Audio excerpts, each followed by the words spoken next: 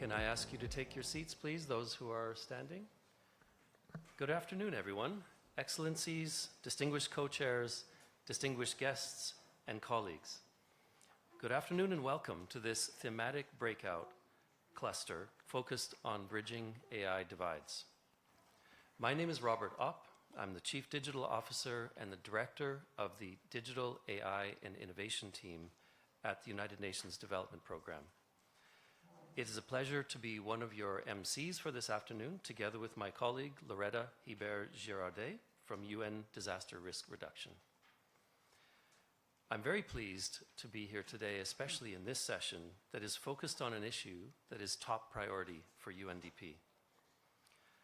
2026 is truly turning into a turning point for how the world responds to AI. This session is about bridging the AI divide. And there are likely many AI divides. We in particular see a divide around access, which is affordable and available access to compute power, capacity and skills, other things. And we see a divide around adoption as well, which is where AI is already entering countries through procurement systems, through other vendors, and outstripping and outpacing the ability of institutions to keep pace. And therefore, the divide around adoption is how we ensure that AI is safely and inclusively adopted at a country level. So in our work with more than 170 countries, UNDP sees that AI is evolving from a technology conversation to an implementation and systems challenge, underscoring the importance of capacity building and good digital foundations. Before we move forward with an amazing lineup of speakers and distinguished guests, I want to turn to my colleague Loretta for her opening remarks. Thank you very much. Excellencies, distinguished co-chairs, distinguished guests, colleagues, ladies and gentlemen, good afternoon. So as mentioned, my name is Loretta Hibert-Girardet. I'm the Chief of Risk Knowledge at the United Nations Office for Disaster Risk Reduction. Together with my colleague, Robert Opp, we are very pleased to support this session as the UN Interagency Working Group on AI co-leads and MCs for Thematic Cluster 2. Bridging AI divides is more than simply expanding access to AI. It is about strengthening the conditions that enable countries, communities, and stakeholders not only to use AI, but also to develop, adapt, evaluate, and govern the technology in ways that respond to their own needs and realities. From a disaster risk reduction perspective, AI is already beginning to transform how we understand, anticipate, and reduce disaster risks, from risk assessment and early warning systems to risk-informed investments and actions with direct implications for public safety and the protection of critical infrastructure and services. Now, this creates an important opportunity to accelerate progress, but it also reinforces the need for sustained capacity strengthening and technology transfer, particularly in developing countries. AI cannot substitute for strong institutions, trusted data systems, local expertise, community engagement, or accountable decision-making. Nor should countries become dependent on technologies that cannot be interrogated, adapted, or governed. The priority, therefore, is not simply to deploy AI tools, but to ensure that countries have the digital infrastructure, institutional capacity, technical skills, and governance frameworks, as well as locally led solutions needed to use AI responsibly, safely, and effectively. So today's discussion is therefore both timely and necessary. The task before us is to identify what it will take to build the foundations needed for inclusive AI development, deployment, and governance across different contexts. So I look very forward to the conversations ahead and to hearing the priorities and solutions that emerge from these exchanges. And with this, I hand back over to Robert, who will invite our distinguished thematic cluster co-chairs for their opening remarks. Thank you very much, Loretta. It is now my pleasure to invite to the podium here with us His Excellency Samba Diouf, who is the Minister of Communications, Telecommunications, and Digital, Republic of Senegal, and Mr. Yovan Courbalier, who's the Executive Director of Diplo Foundation.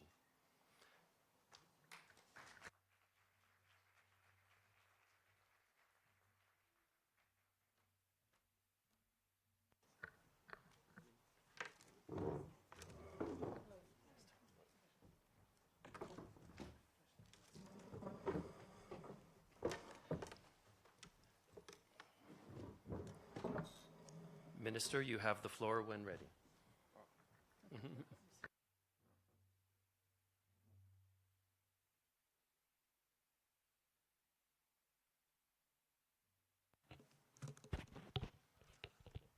Thank you very much. Good morning, everybody. I'm very happy to be here and very honored. And it's a great honor for me to be here discussing about our exciting topics. AI today is shaping our lives. AI is shaping and driving our destiny. So we should be aligned on this. It's a great honor for me to co-chair this session alongside with Mr. Yovan, Executive Director of Diplo Foundation, on these exciting topics, bridging the AI divide through capacity building, equitability access, and strong digital foundation. AI offers a lot of opportunities, and those opportunities can only be fully realized if they are unified access. Today, disparity in the connectivity are very broad. People who develop AI do not align with the consumer. Our collective responsibility is to ensure that the transformative technology become a driver of shared prosperity rather than a source of deeper inequality. We must create the conditions that enable every country, particularly the developing countries, to build its own capability, adapt AI to its national priorities. In Senegal, this vision is rather heard of our New Deal technology, which is based on the big pillar of digital skills, AI, digital infrastructure, public platform, and so on, and innovation. Our country can meet a lot of challenges. We must strengthen our collective effort, ensure that the benefit will be for all of us. I hope today's session will help identify practical solutions, foster stronger partnership, and generate ambitious recommendations for more inclusive equitability and development-oriented or global AI. I thank you very much for your attendance, and thank you very much for your time.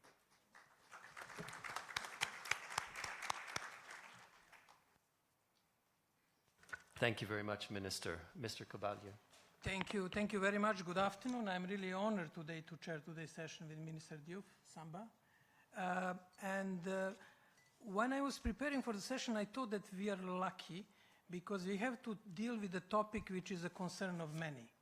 Education, writing essays, plagiarism, divides, cognitive, and all sorts of divides. Therefore, our discussion is, if you walk outside the Palexpo, is of concern of people in Palexpo, people in Senegal, people in Japan, Balkans, everywhere. Now, what is the underlying, in this 2 minutes intro, which I'm asked to make, what is the underlying point? AI is about knowledge. And I'm insisting, not data, knowledge. AI is created of knowledge of all people who lived before us, from Shakespeare, Dostoevsky, to Goethe, to great Ubuntu tradition of Africa, oral tradition. Therefore, this is the first aspect of knowledge. Second aspect of knowledge is that we are generating knowledge. Today, 500 of us in this room will generate some knowledge, insights, reflections, ideas. And this is excitement of both this point and topic that we cover. Let us finish today's session with new insights, new ideas, new knowledge created for many people, communities, citizens, and countries that are waiting for answers. From education to divides, cognitive, knowledge, and other divides. Therefore, topic is important. It is a great moment in time. It is a great group of people, and let us use it to the maximum to generate something new, not by AI, by human wisdom, creativity, and empathy, I would say. Thank you. Thank you, Mr. Kobaglia. Okay, now I'm very pleased to introduce the next segment, which is a fireside chat with two incredibly distinguished guests. There's also a little bit of choreography involved. I'm going to introduce our fireside chatters, and then the four of us are going to move off of this podium, and we will invite our extremely distinguished guest to come to the stage. So with that, I am very pleased to introduce that we have for our fireside chat today His Excellency Felix Augusto Antonio Ulloa, Vice President of the Republic of El Salvador, and His Excellency, let me do your name again, Your Excellency. I apologize, because I missed one of the names. Forgive me. His Excellency Felix Augusto Antonio Ulloa Garay, who is the Vice President of El Salvador, and His Excellency Dr. Khalid El Anani, who's the Director General of UNESCO. So with that, let's welcome them as we move off and they come up.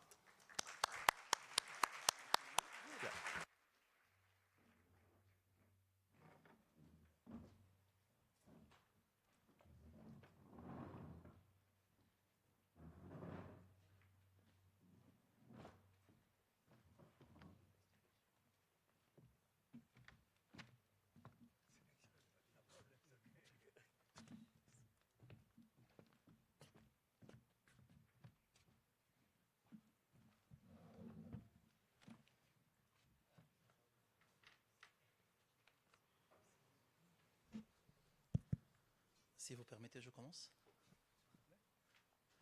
Your Excellency, Mr. Vice President, Your Excellencies, it gives me a great pleasure to be with you today and to meet again. I had the pleasure of welcoming you in Paris last February, and we had a very fruitful meeting once again this morning. I'm the new Director General of UNESCO, and I can tell you that more than 70% of my invitation that I'm receiving in any panel, it's on AI. UNESCO is very well known for culture, for heritage, for some aspect of the education. But the positive surprise when I joined UNESCO last November, that I had 9 Assistant Director General. 4 of them are dedicated to science, natural science, social and human science, ocean, theoretical physics. So science is very much present at UNESCO. We look to science from the lens of human rights, that every people, every community had the right to participate, to get benefit, and to share, including AI, of course.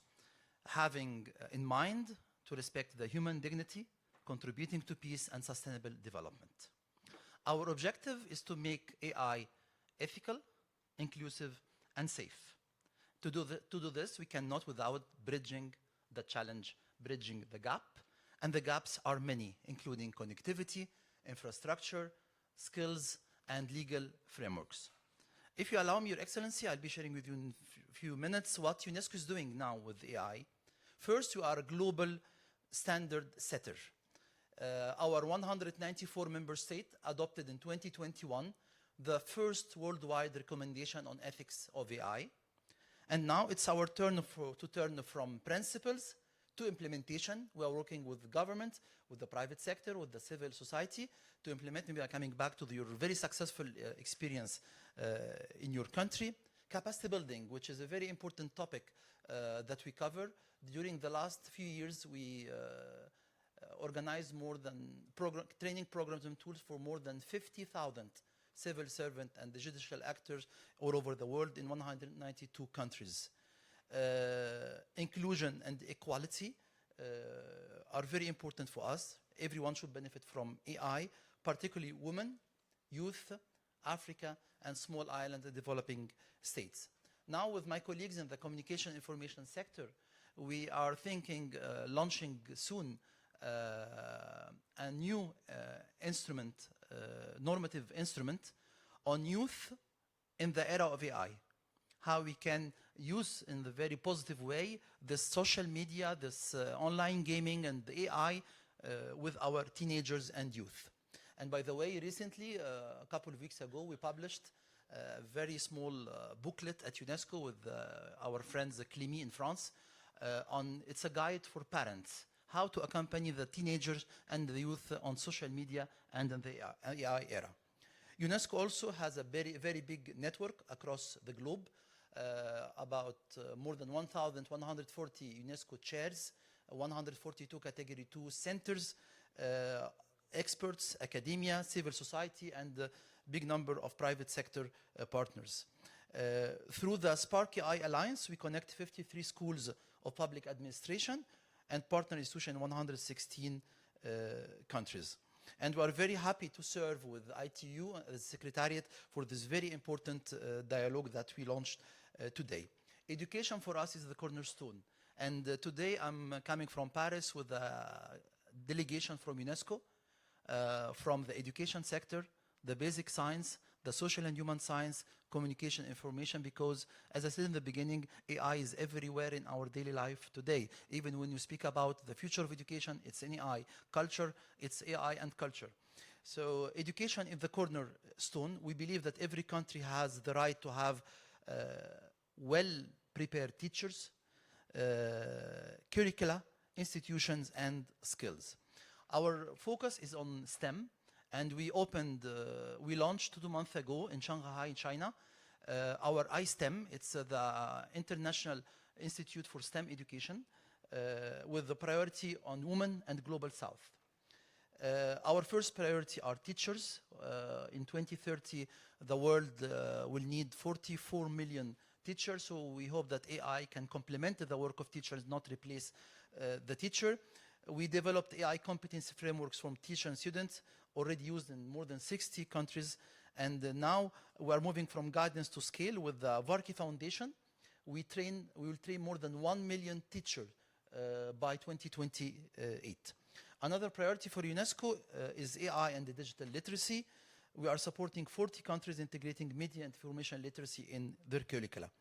We work also with the content creator to promote ethical use of AI and strengthen critical thinking online. Today it was mentioned the cultural bias and the languages. So this is a priority for UNESCO because only very few dominant languages dominate the cultural reference, excluding many communities. And we promote many projects, including initiatives such as the English Kiswahili AI Dictionary. And tomorrow we are celebrating at UNESCO the Kiswahili Language Day. Turning to you now, Your Excellency, Mr. Vice President, can you share with us some of the flagship AI initiatives in your country that are delivering tangible benefits for your citizens and that may serve as an inspiration for others around the world? I know that you had created an agency, you have your legal new law, and recently RAM report, but maybe I keep RAM for another part of the question. Thank you. Thank you, Doctor. I'm sorry about that. We used to speak in French, mais si vous me permettez, de cette occasion, je voudrais parler. But if you allow me on this occasion, I'll speak in Spanish. Why? Because you don't have a phone for the translation. J'espère. Désolé, mais nous sommes habitués à parler. I'm sorry, but with Mr. Director General, I'm used to speaking in French, and he surprised me because he spoke in English. But I will be speaking in Spanish. Le plus simple, c'est parler en arabe. The simplest would be if you speak in Arabic. L'arabe et l'espagnol, il s'agit de deux langues. Arabic and Spanish are 2 official languages of the United Nations, so no problem there. Thank you very much.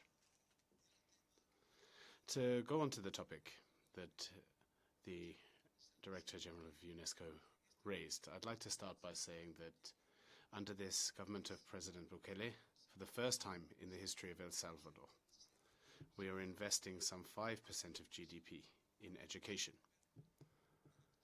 It's our largest budget item in the national budget. And this support to education led us to reflect on the use of AI. in our country's transformation. This was a commitment of President Bukele to enter into this revolution, as he called it in his first statement at the United Nations in New York in 2019, in which El Salvador was going to opt for integrating itself into the digital era. And AI was one of the most important vehicles to be used for that. So we started by signing an agreement with Google Cloud to be able to use Google Classroom, which is part of the Google Marketplace Plus that we're using now, in order to educate all students in the public education system in El Salvador. And in order to do that, we distributed over 1.2 million electronic devices, laptops and tablets, to students throughout El Salvador. Students and teachers are using Google Classroom on a daily basis in our country's classrooms. And then last year, in an agreement with Elon Musk, President Bukele managed to agree the free provision of the use of AI. This platform that pertains to Elon Musk, we were able to use this platform for free for personalization for each student. There is an AI tutor for each student within the public education system from El Salvador. This is positioning us as a country that is preparing its human talent so that new generations can be competitive in this modern world, in this contemporary world, and in this world in its digital age. The use of AI, therefore, in education in El Salvador is a daily practice. But this is also true in health. In November last year, President Bukele announced the program Dr. SV. It's a telemedicine program by which all of the citizens of El Salvador will have access to a doctor 24 hours a day through this system. From their telephone, from their laptop, they can consult with a doctor immediately at any time of day without having to go to a hospital. We have had 1.6 million consultations in this first 6 months. We are therefore expanding out hospitals. We would have needed thousands of doctors and hundreds of hospitals to reach that many people, but we have been able to do that through an AI platform. Recently, in a press conference, just a couple of months ago, the president also announced that we are now going to enter into a new phase in healthcare in El Salvador, treating more complex diseases such as diabetes and other illnesses, allowing patients to consult with doctors issuing prescriptions. They can then go to pharmacies, a network of pharmacies in the system, delivering that medicine for free. And if laboratory tests are needed, these are also done for free at that stage. The doctor then reviews and refers to a specialist or not. This is AI applied to health. The health of citizens of El Salvador is guaranteed by AI, which is then saving lives. And we can say that making use of AI, therefore, is leading us to save a lot of lives of El Salvadorians, as well as educating the new generation and preparing them for the new era. But we cannot implement this public policy in a disparate way. And so we established the National AI Agency. There is a whole normative ecosystem in El Salvador based on our constitution and a normative corpus which consists of 4 laws. The AI and Technology Promotion Act, which established the National Artificial Intelligence Agency, the Data Protection Act, the Cybersecurity Act, and the Act promoting robotics technologies. These are 4 laws that drew from our founding principles, which inspired the Republic. And this inspires our implementation of AI in our country. Responsible innovation, competitiveness, transparency, human oversight, non-exclusion, participation of the private sector.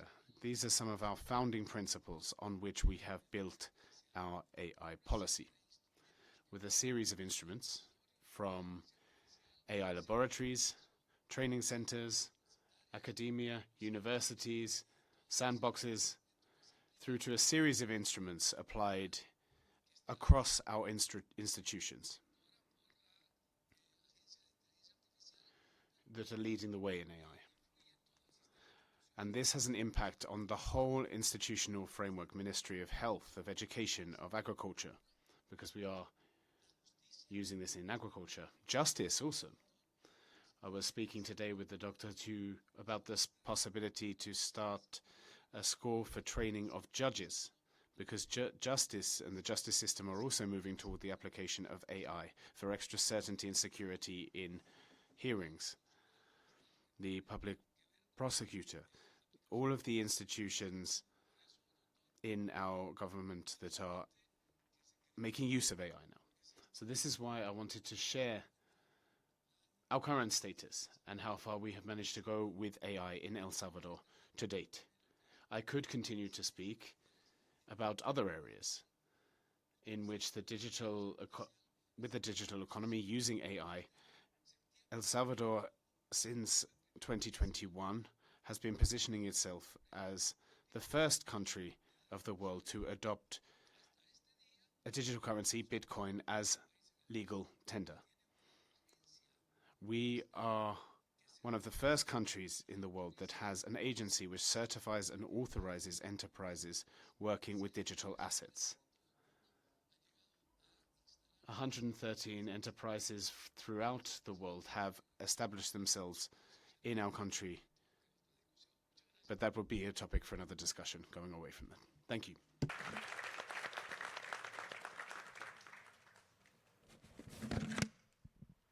Monsieur le Vice-Président. So, Chair, now Vice President, I can only echo my congratulations to you, to your civil society, to the administration of your government for this transformation, this digital transformation of the country. AI, which is genuinely serving the people. This is an incarnation of exactly how AI can serve local populations. And I know that my colleagues with your teams have worked hand in hand closely over the last few months in order to launch the RAM report. This is a report which is a two-step report. It has to do with the local authorities and to assess to what extent they're ready for the rollout, the implementation of ethical principles on AI, on infrastructure competencies, laws, and also identifying the priorities for the country and how they can move forward. And at this time, there are some 80 different countries throughout the world who are working with UNESCO. They've either finished the process or they're in the process, they're finishing it. And so I think on the 18th of June last, your country published this report, the RAM report. Could you please share with us your experience and if there are any lessons to be learned for the future? Go ahead, sir. With pleasure. For those who don't know the RAM concept, RAM stands for Readiness Assessment Methodology. That means that this is a methodology to assess the situation. And UNESCO, together with other partners, assess the status of readiness. I'd like to thank UNESCO, first of all, for having given us a perfect score. 100 out of 100.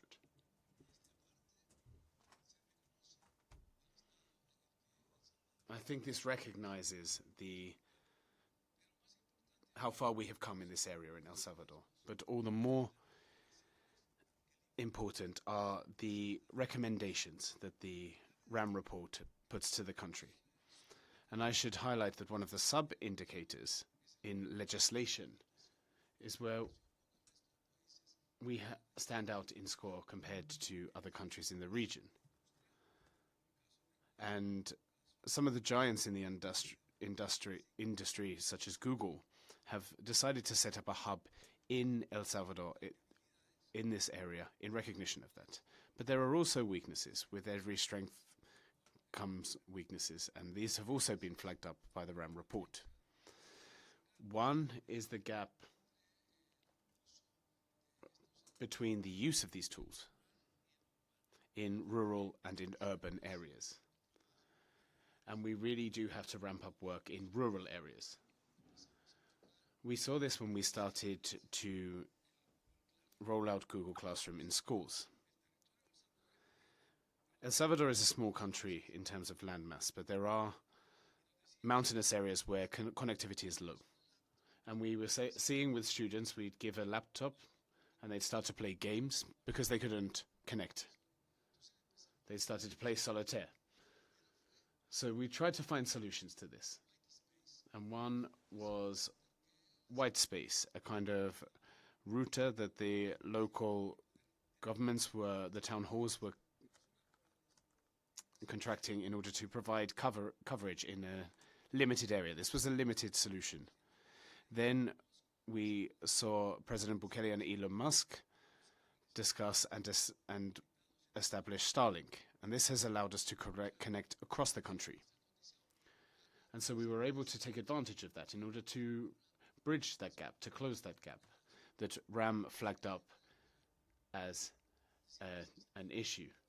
Also, women's empowerment and ensuring increased participation of women, and all the more emphasis on rural women. Youth as well.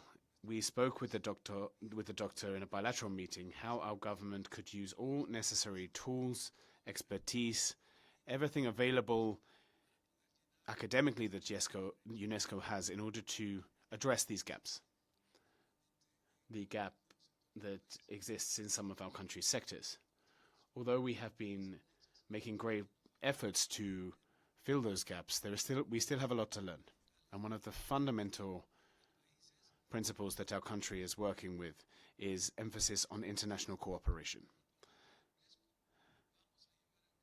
And here we listen to UNESCO, we will take that to our president and we will see what is available to close those gaps that have been flagged up by UNESCO's RAM report. Thank you.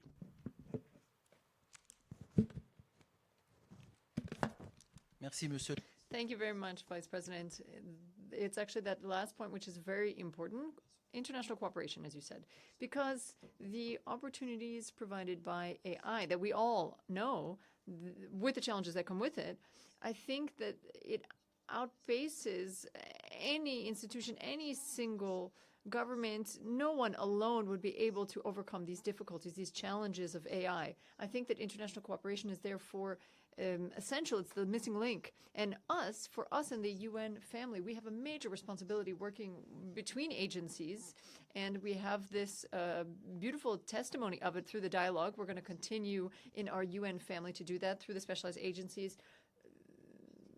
through the different country offices of the UN, in order to work closely with governments, with civil society, with the private sector, with scientists from around the world, to make sure that we have AI which is for people, all people, with no exception. I thank you very much, Vice President, Your Excellency. I thank you, ladies and gentlemen. I wish you an excellent working session.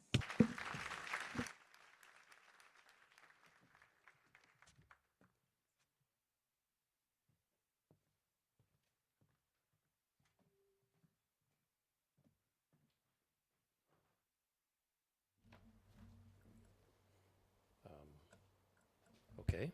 Aha. Well, that was fascinating. I want to thank very much our distinguished representatives for the fireside chat, His Excellency the Vice President and the Director General. I thought that the insights around what is going on nationally in El Salvador was particularly valuable. And of course, it is a pleasure of the UN to work with many partner countries around the world on these kinds of issues. I want to transition us now into the next couple of segments for the discussion this afternoon. It's going to be a series of two moderated panels. And we'll do one, and then we'll ask the co-chairs to come up and moderate a bit of discussion, and then we'll do the second panel, and then the same moderation. For the first panel, it's really a pleasure to invite my friend Chico Gital. Where did she go? Chico Gital, who's the founder and CEO of Kala, to introduce and moderate the first panel. Chico, over to you.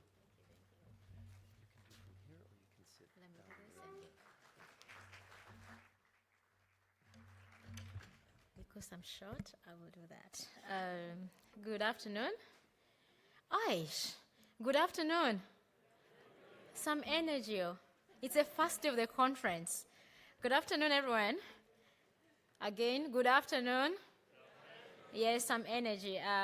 It's my pleasure to be here. This is my first AI for Good, and of course the first global dialogue. I'm really excited about this because we've been having this discussion for a long, long time, and it's time that the world comes together and speaks. For this session, I just want to give like a bit of opening. Artificial intelligence is reshaping economies, public service, and societies. But its opportunities and risks are not shared equally.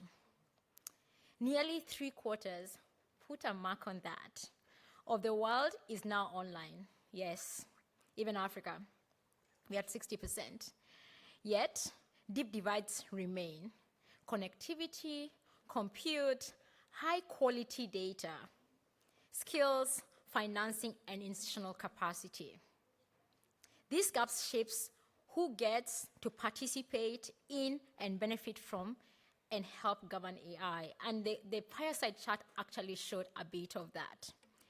Our session tackles one of the most consequential questions in the global AI governance.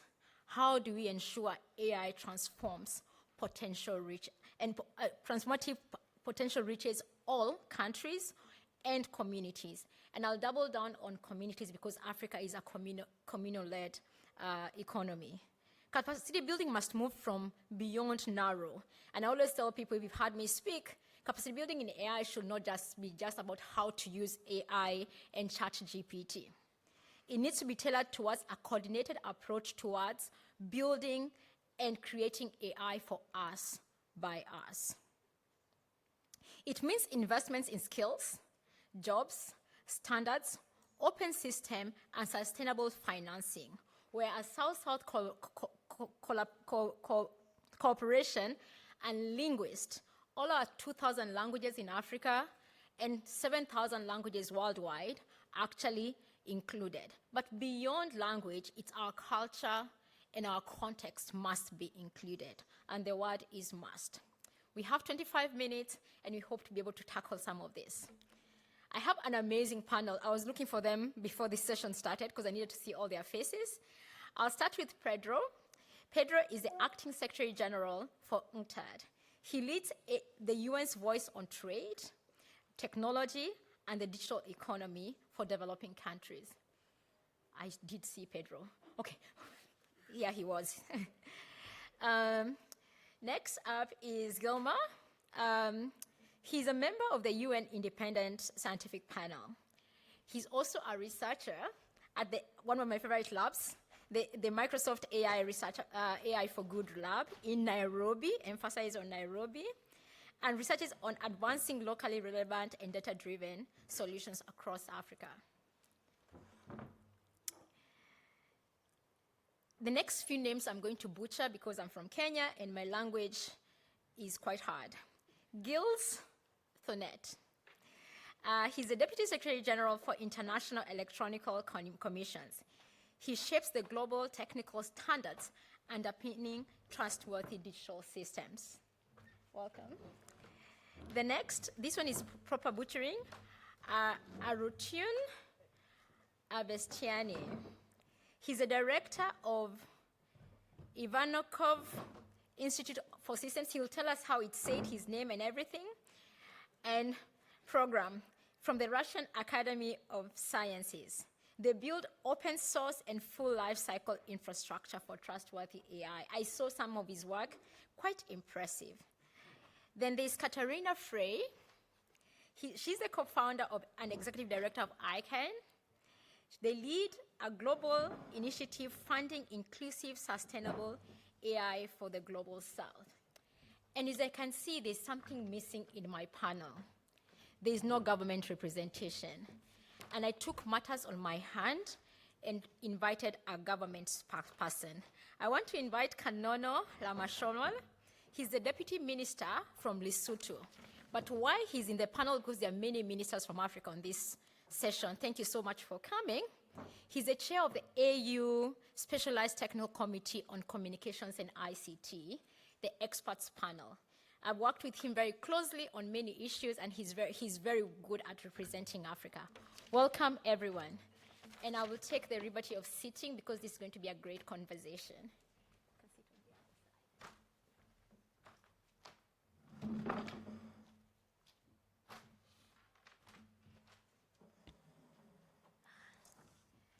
So, as I mentioned, this is the scene-setting session. We want to be able to talk about capacity building beyond learning ChatGPT. Pedro, you start us off.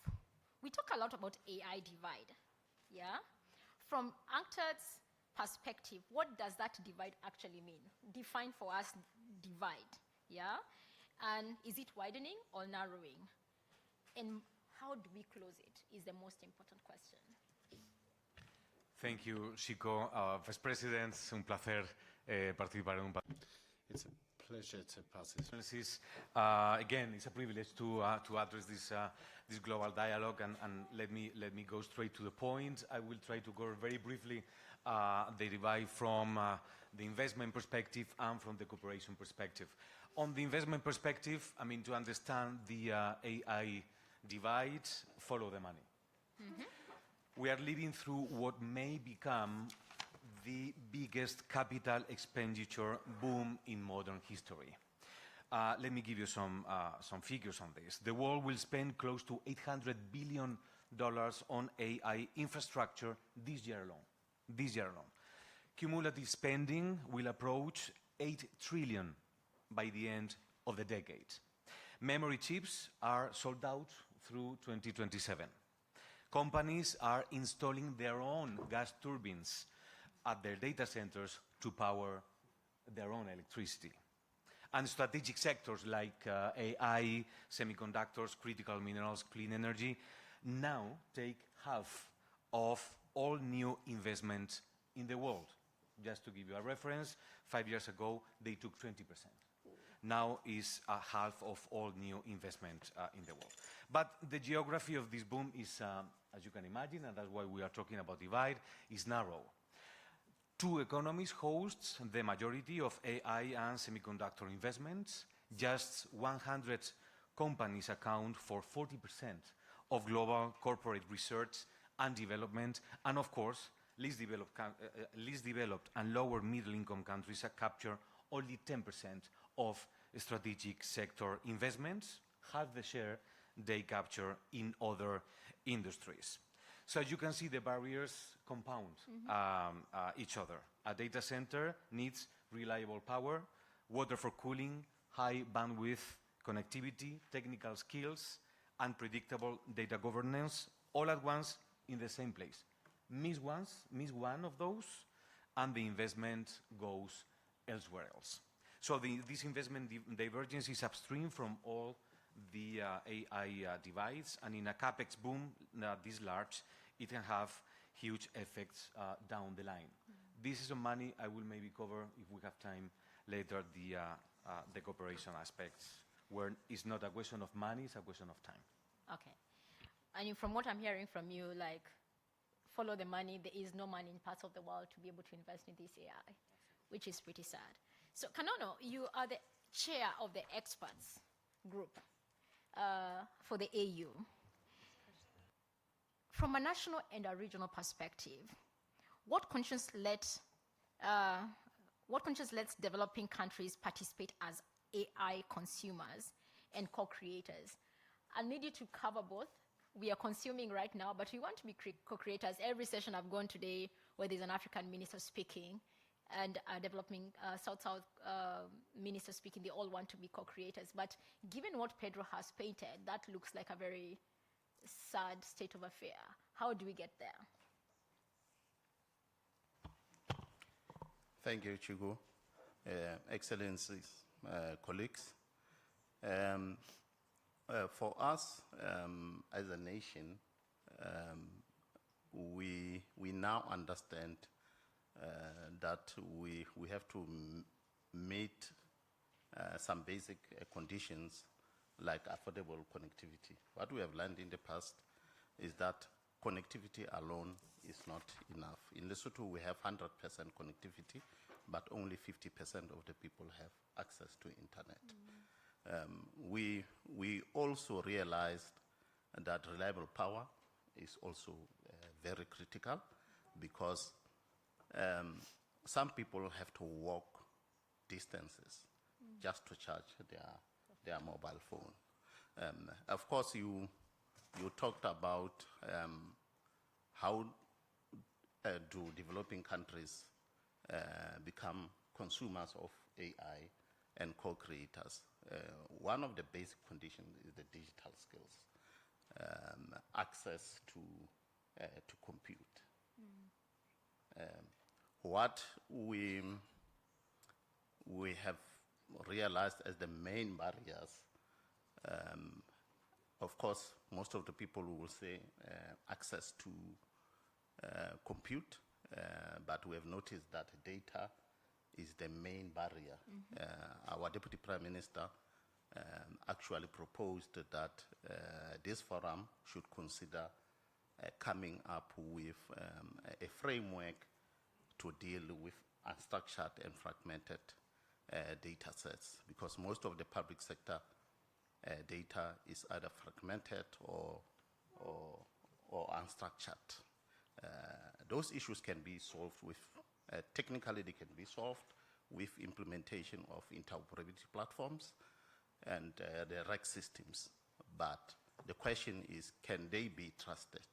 But if we have a common framework on how to deal with such data, then every AI solution can find its way into every market. The second barrier is the skills. Unfortunately, AI does not depend on a single skill. You need specialists in cybersecurity, people who can manage data centers or even build data centers. If we can meet those two conditions, then we'll be able to drive demand. The demand will make compute available. What we have seen working in our environment is the investment in digital public infrastructure and open source. Just last week, we participated in the Open Source Week in New York, where our developers interacted with their counterparts from across the world to learn and to network. Thank you. Thank you. Thank you so much, Deputy Minister. I'm writing notes and I'm seeing there's a story that is writing itself. Abebe, you're the researcher. You're everything that Kanono was speaking about, right? You're the scientist, the researcher. You're building AI for Africa. How should linguists and linguistics and cultural diversity be embedded in capacity building? And I know some of your work, so I will not put you on spot, but I want you to speak from what's needed. Is it the data sets that he's mentioned about? Is it application? Is it local expertise, the skills part? Is it standards and frameworks that he's talked about?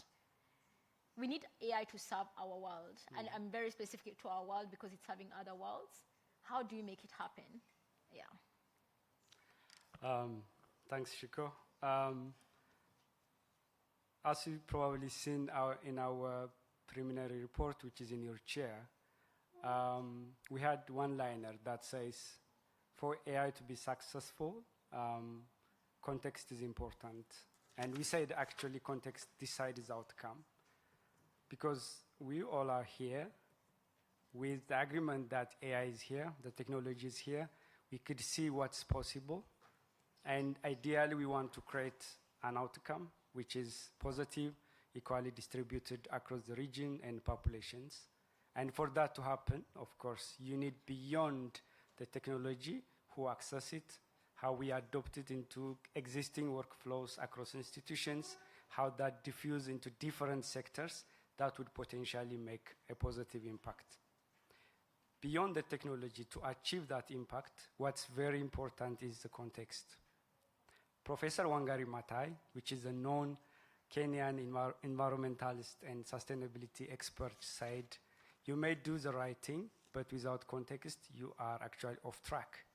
And I quote that because AI as a technology should refrain from repeating the same mistakes we had as many sustainability efforts in the past. That means we have 7,000 languages as discussed today, but it doesn't mean that a technology would equally serve all of them.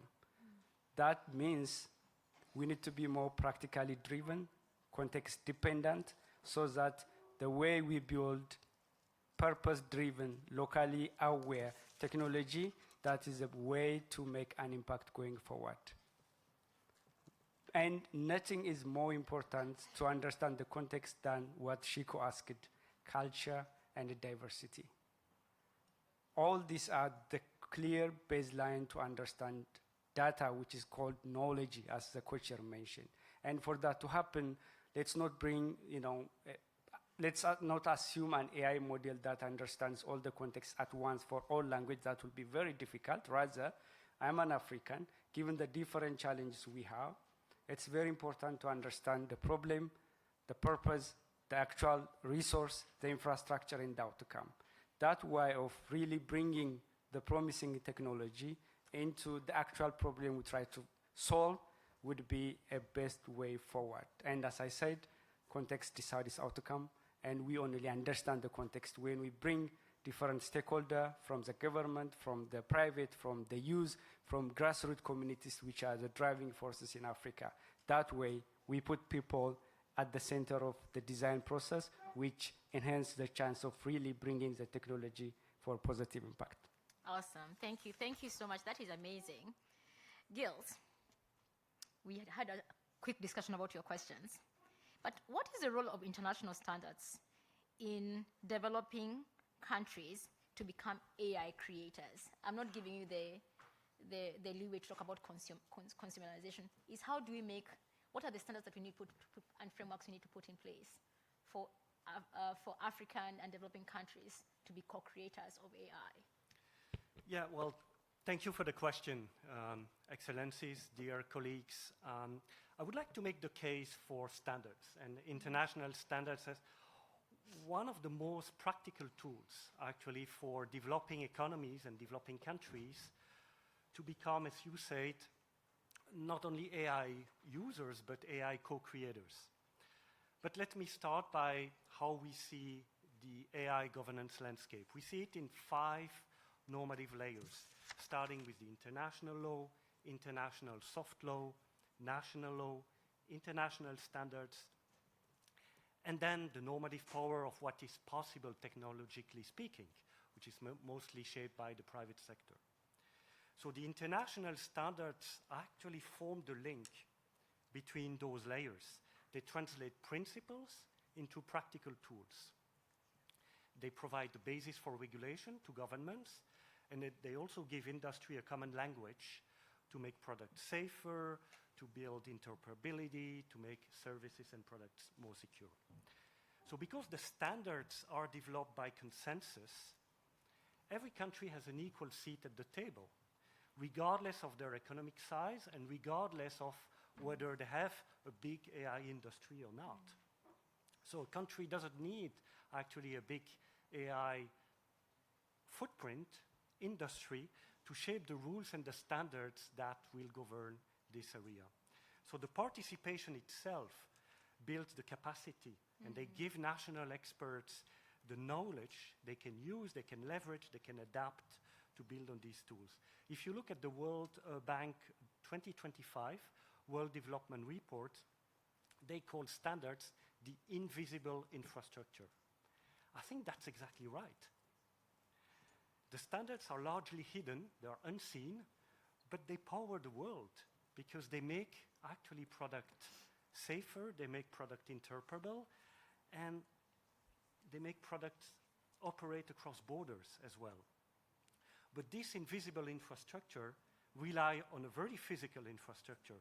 My neighbor mentioned data centers, for instance, energy efficient data centers, the grid security, energy supply, all those elements are the base layers of AI. They're not compute.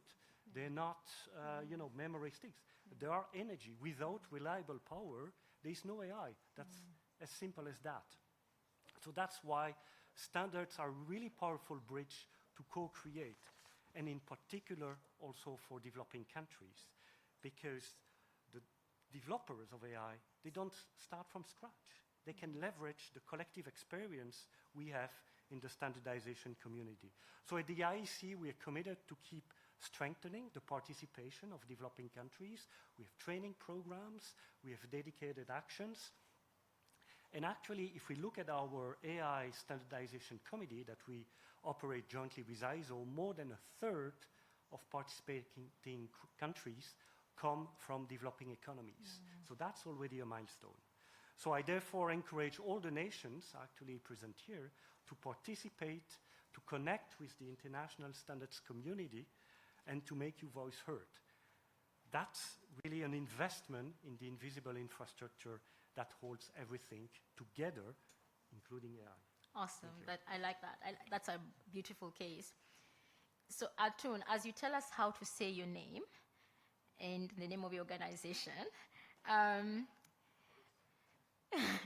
is the idea, everybody's talking about data, energy and things, but nobody has touched about trust, yeah? And especially in a shared infrastructure, we talked about, somebody mentioned about DPI. So my question to you is, we know no single a country can build an entire trustworthy AI stack, secure, benchmarked, verified, all these things. How can open shared infrastructure, such as the international repository that you mentioned in your deck, help developing countries become genuine co-creators, while each country develops common standards, building to, from what he said, through its own legal and cultural context? Thank you for the question. I'm very glad to be here today, and really very interesting that several years scientists send message that trust is most important than each other question. But we need several years, even in the AI area, not 1 month, but maybe more than 5 years for achieving this kind of meeting. Thank you. It's very good. But let me speak 1-2 minutes by Russian. Is it possible? Okay. Yeah.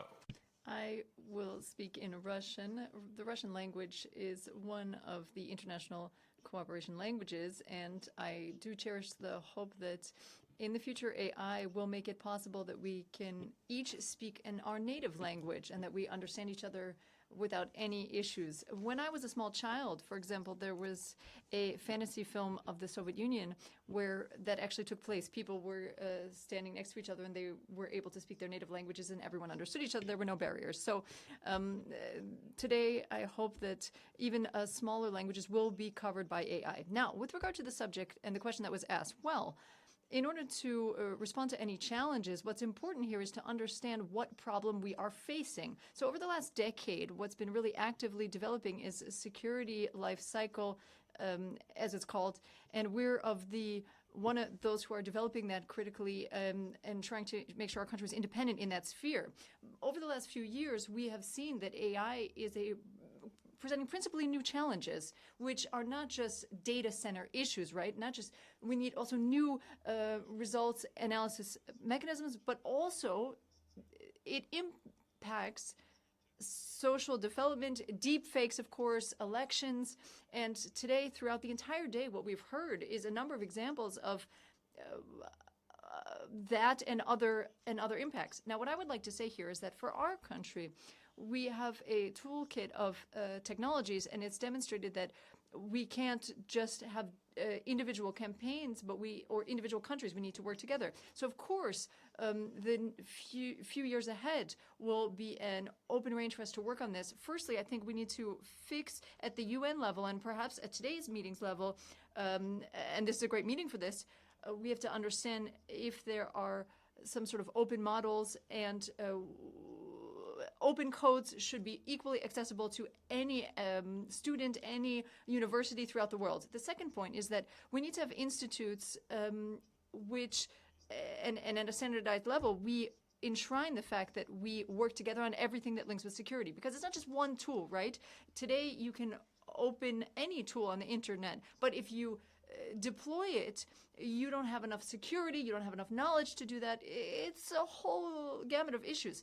And so we have to recognize this difficulty. One app is only one solution as part of this discussion, and it's just one that I'm mentioning here, we have many more, but is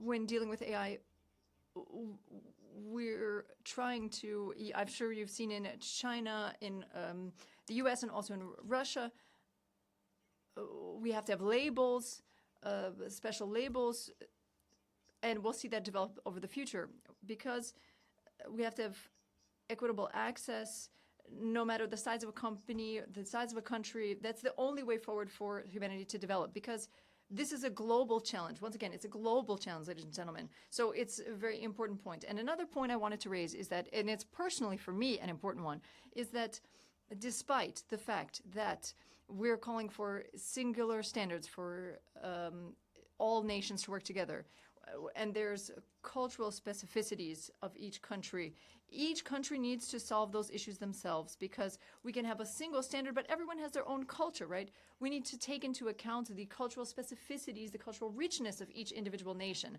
There are different understandings here. For example, we heard from Saudi Arabia or Europe, Brazil, Russia. Everybody has their own cultural specificities, right? Their own culture. And we can't overlook this step in history. We have to have 100% reliable technology, which would allow all at a national level, each individual country to solve the challenges that it's facing uniquely. Thank you very much. Thank you so much for that. And to our last speaker, Katerina, I mean, we had a really interesting conversation with her, is how do we create sustainable and locally anchored private and public sector capacity building initiatives. And it's this locally anchored part that I'd love to hear from you. And then we need to talk, all of us at some point, maybe not here, on how to finance everything we've spoken about. Yes. Thank you so much.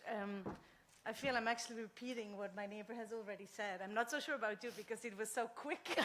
I'm afraid I couldn't understand every single one of it. Now, allow me to maybe close the panel as well by saying that I think AI, and it has been said before, is moving so quick. Then I think we also need very agile networks. So at ICANN, so at the International Computation and AI Network, what we have tried since 2.5 years now is really to connect the different actors, because there's so much already out there. Many of it has been mentioned by my previous speakers, but what you basically need is you need access to large, very powerful compute. You need access to knowledge or qualitative data sets, and very importantly, you also need access to experts, both domain, but also AI experts. And our members are all academic partners. I think that's also important. Sometimes when you have global divides, it's helpful to work amongst researchers. We do have member states like the Switzerland and also the Finnish Foreign Ministry have been patrons, I don't know how you say that in English, of ICANN, but it's basically we connect, demand, and offer. So allow me to give me 2 or 3 examples. One is our founding members are Data Science Africa. You have mentioned in the African continent, grassroots networks are very important. Deep learning in Daba, we're discussing as well.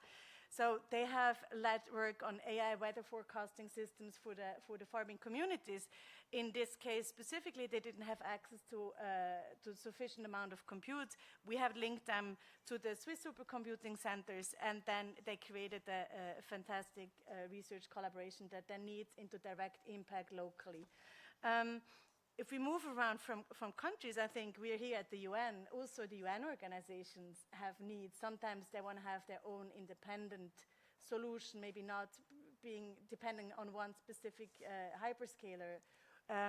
So we have also, with the support of the Swiss Foreign Ministry, We had just launched 2 months ago a program for the UN organizations, specifically the ones in Geneva, and we were completely overrun. So basically what we did, we linked different UN organizations, I think yours as well, to researchers from the whole IK network, which is basically from the African continent, from the European continent, and in Asia we have 1 member so far, the NTU Singapore, and so you see there's a huge demand of co-creating your own AI solutions. I could continue. I think we have to end, but I think if you allow me to also reach out to the room, you've seen Latin America is not being represented yet, so we would be more than happy to have also academic partners from Latin America, Middle East, and other parts of the world. Thank you so much. Thank you so much, everyone. So to just give a quick summary, we said follow the money. Connectivity, power, data, and skills are important. Context, I love that sentence. Context decides outcomes. Purpose-driven, locally aware AI is what is important.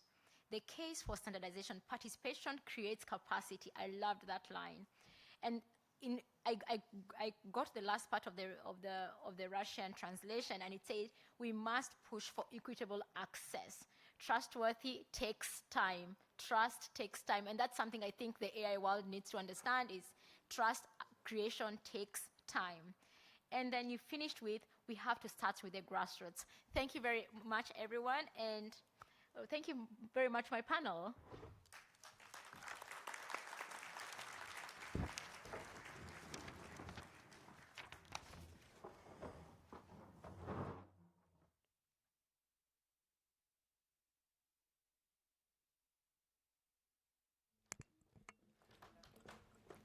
Thank you very much, Shiko, for running a very interesting panel. Can we just appreciate them again, please?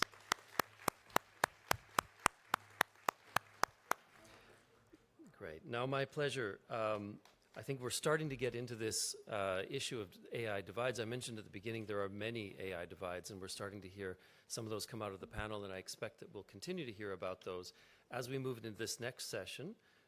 Or next part of the session, which is the moderated discussion. And it's my pleasure to invite again our co-chairs to come sit at the podium at the front, His Excellency Minister Diouf and Mr. Jovan Kurbalia.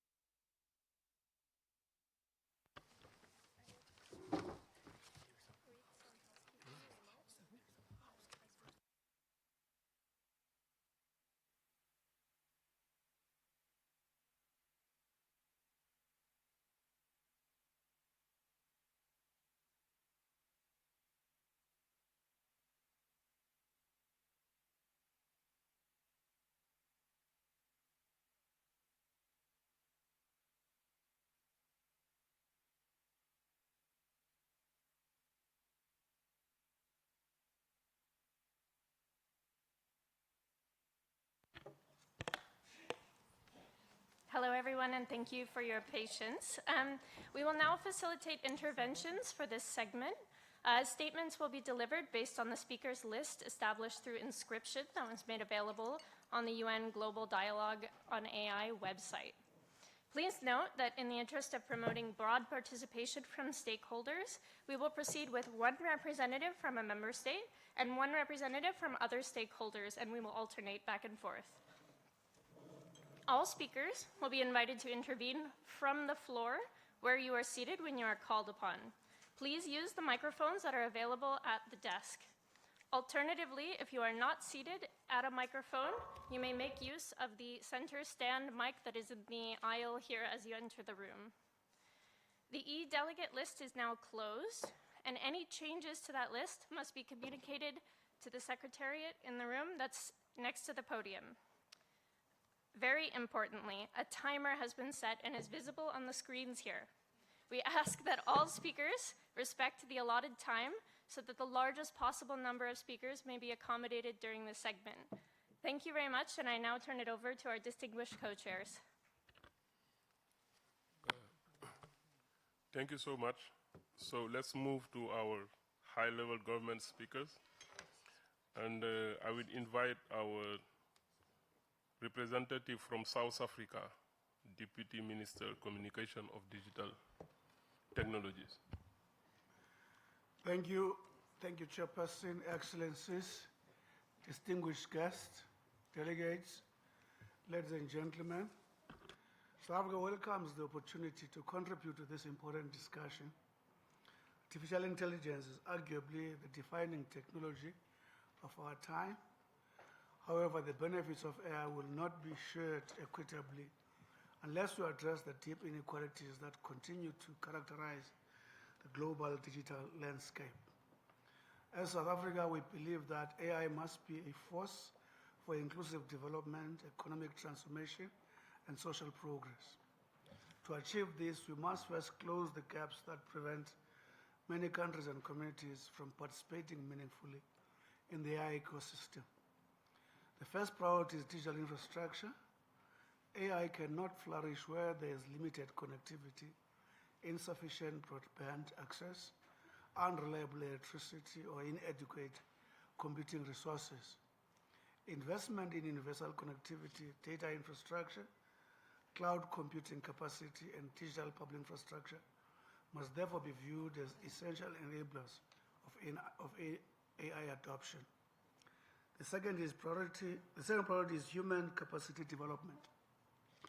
The success of AI will ultimately depend on people, and we must invest in skills as developing countries require not only AI users, but also AI developers, researchers, entrepreneurs, policymakers capable of shaping the future of this technology. South Africa's approach places significant emphasis on the strengthening AI skills across government, industry, academia, and society. The third priority is access to data, computing resources, and innovation opportunities. Today, many developing nations face constraints in accessing data sets, computational infrastructure, and financing needed to build local AI solutions. If left unaddressed, these inequalities risk concentrating AI innovation in a small number of countries and corporations. We therefore support greater international cooperation, partnership, knowledge sharing, and investment mechanisms that enable broader participation in the AI economy. Equally important is ensuring that AI reflects the diversity of the world's people. Building local data sets and supporting indigenous innovations are critical to ensuring that AI solutions are relevant, effective, and inclusive. Bridging the AI divide is not only a matter of technology, it is a matter of fairness, opportunity, and sustainable development. Our country believes that no country should be left behind in the AI era. We therefore call for strengthened global cooperation.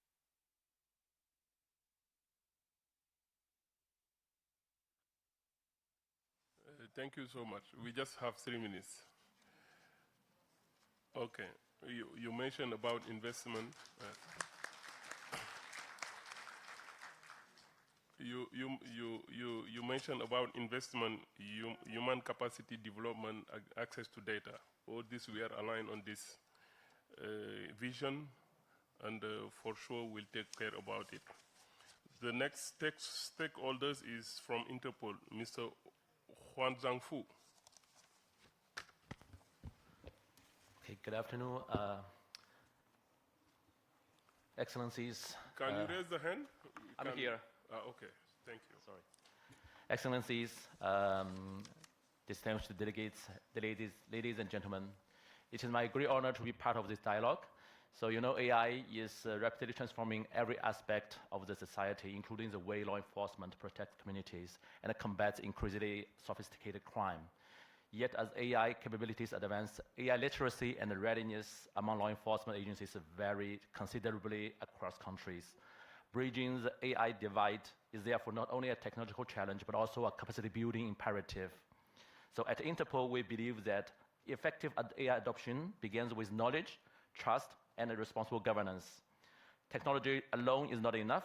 Law enforcement agencies should have the skills to understand AI's opportunities and limitations, the governance frameworks to deploy it responsibly, and the confidence to use it in ways that uphold the rule of law and public trust. These are the foundations for meaningful and sustainable AI adoption. Together with UN partners UNICRI, Interpol has been actively supporting this objective. In 2024, we jointly published the revised toolkit of responsible AI innovation in law enforcement, providing practical guidance for police agencies around the world to adopt AI in a lawful and responsible manner. Building on this foundation, Interpol and UNICRI are currently implementing the EU-funded AI project, which seeks to further embed responsible AI innovation across the global law enforcement community. One of its key outcomes is the development of practical training programs that strengthen institutional and human capacities. To support this effort, we launched the TRAIL e-learning program, Training on Responsible AI Innovation in Law Enforcement, which is freely accessible through Interpol's learning platform for law enforcement in all member countries.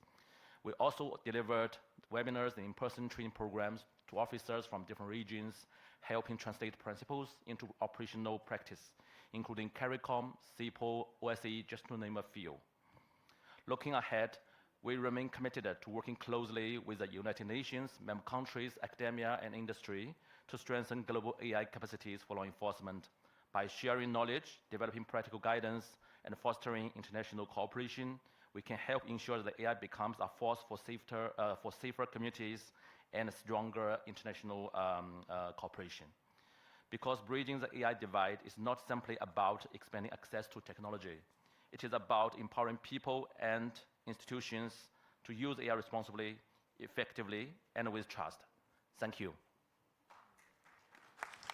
Thank you. Thank you for bringing us institutional capacity building as important, also safety and trust as a critical aspect. Our next speaker is Her Excellency Niam Smith, Minister of State at the Department of Enterprise, Ireland. Please raise your hand and please go ahead. Excellencies, distinguished co-chairs, distinguished guests, ladies and gentlemen, AI presents a significant opportunity to drive human development and economic growth, enabling individuals and communities to fully participate in economic, social, cultural and civic life in the ways encapsulated in the SDGs. But we see the benefits of digital technologies are often not experienced equitably, either within societies or between nations globally. If left unregulated, AI risks exacerbating these divides. Governments, businesses of all sizes, workers, civil society and communities must all be empowered to understand and consider how AI will affect us, so that together we can shape its trajectory. In Ireland, we are working to ensure that all citizens, communities and small businesses have the digital skills needed to thrive, as well as equitable access to technology, essential public services and high-speed broadband. Our national digital and AI strategy targets socio-economic, enterprise and geographic divides through infrastructure investments, business supports, digital literacy and other initiatives. It aims to ensure that SMEs remain competitive, to empower citizens to access and to engage with technology developments, and to guarantee equitable access to essential public services. Internationally, we must recognise the potential benefits of AI are not universally available, and countries with less developed AI infrastructure often have less influence over how AI is governed, even when the impacts on their populations are significant. Open-sourced and open-weight AI models can play an important role in widening access to AI capabilities, supporting local innovation, language diversity, digital sovereignty, and access to open AI models expands governance frameworks must also evolve. Ireland has a focus on inclusive, multi-stakeholder models of governance, which are risk-based and take a human-centric and human rights-based approach. No single entity, whether government, tech company, academia, or civil society, can alone navigate the complex societal and ethical impacts of AI. The UN can provide a critical platform for the digital cooperation, the global digital cooperation we need to address these urgent questions. All voices need to be included in the conversation on global AI governance to ensure that technology is safe, equitable, accessible and inclusive. The Pact for the Future affirms that bridging digital divides is essential in achieving SDGs' thriving progress and growth and allowing individuals and communities to fully participate in society. Within digital divides must be addressed urgently through meaningful global participation, and I hope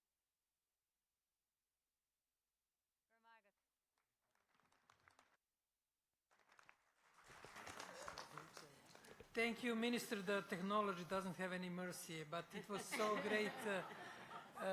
It's so great to hear from you. Ireland is an important player and hub of data and digital developments, and for bringing, for example, issue of open source on open weights, which is one of the topics that will be covered. Our next speaker is coming from Banjul, my former students from Joko Labs CEO, Poncelate Ilelei. Poncelate, where are you? No? Is Poncelate in the room? No, it's pity. He's my former student. I'm expecting him to be here. Okay, then the next speaker is from Golden Gate University, Smriti Gauthaman, Global Professor of Practice. Just raise your hand if you're in the room. Yes. No, he's a government representative. No, it seems that other stakeholders apart from governments are not present. Then we have the stakeholder from Bangladesh, Ahmed Bazlur Rahman, a Chief Executive Officer. Please, go ahead. Thank you, sir. Moderator, distinguished participants and excellencies, let me add one simple question. What happens when AI reaches a community before skills, trusted information, safeguard, and institutional capacity reach the community? The digital divide does not disappear. It becomes an artificial intelligence divide. I come from Bangladesh, where millions of people live in rural, coastal, and climate vulnerable communities. For them, the AI divide is not simply connectivity or computing power. It's divided in a language, data, skills, reliable information, institutional capacity, and power. The problem is too much AI capacity building still treat developing countries and communities mainly as user and consumer of technology, but our ambition must be greater. This is the real AI capacity gap.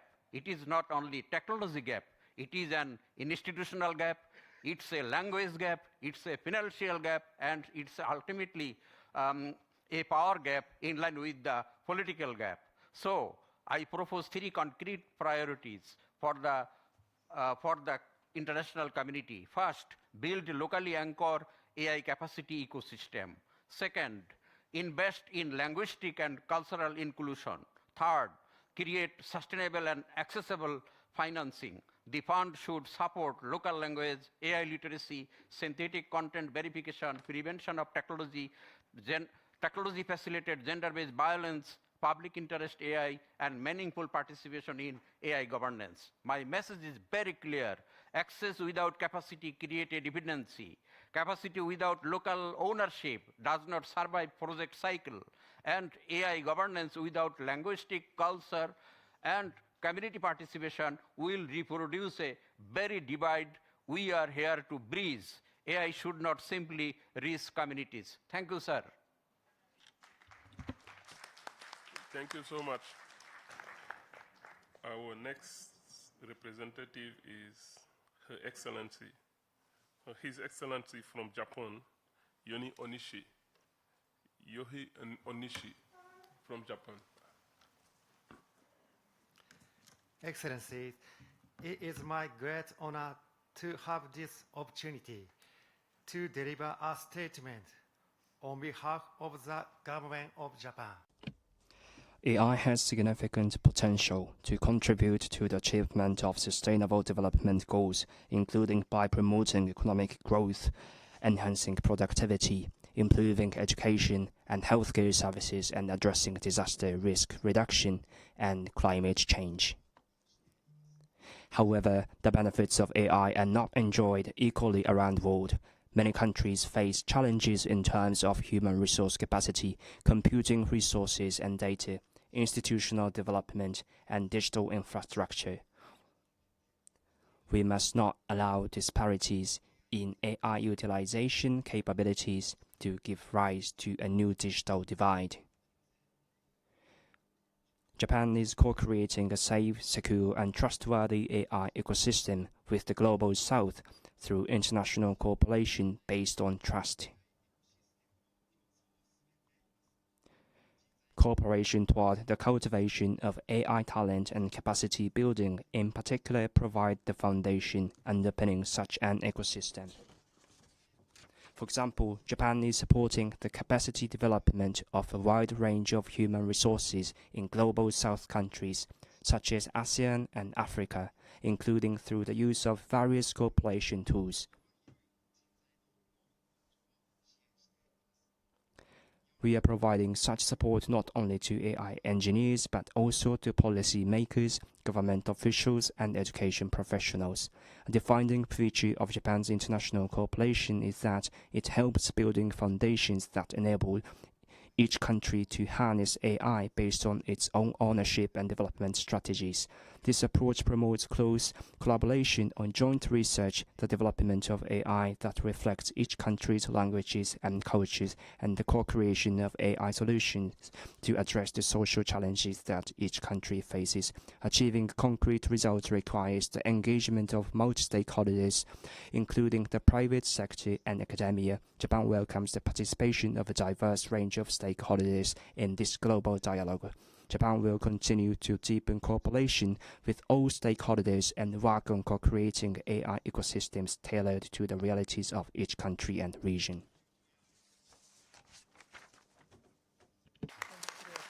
Thank you so much. Our next stakeholder is Shikot.ai. Christiana. Is Christiana around? No. The next one is from Moscow.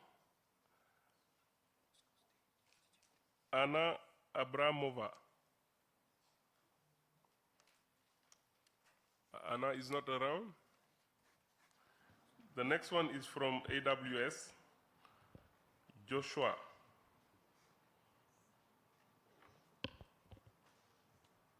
Mr. Joshua? Not here.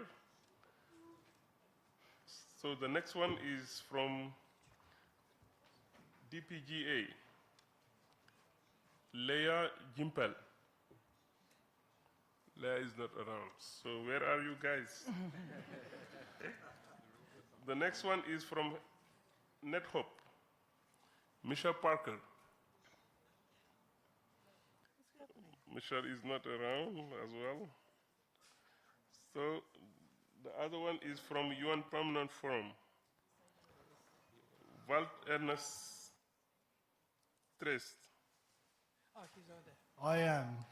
Oh. Fortunately.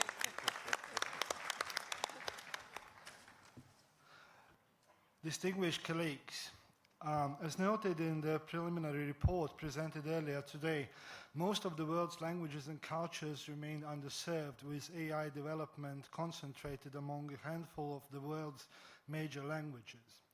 The report also finds that of the 7,000 languages, just 1,000 have the foundation needed for meaningful inclusion in AI systems. To put it differently, 6,000 language communities, the absolute majority of the world's linguistic and cultural diversity, lack those foundations.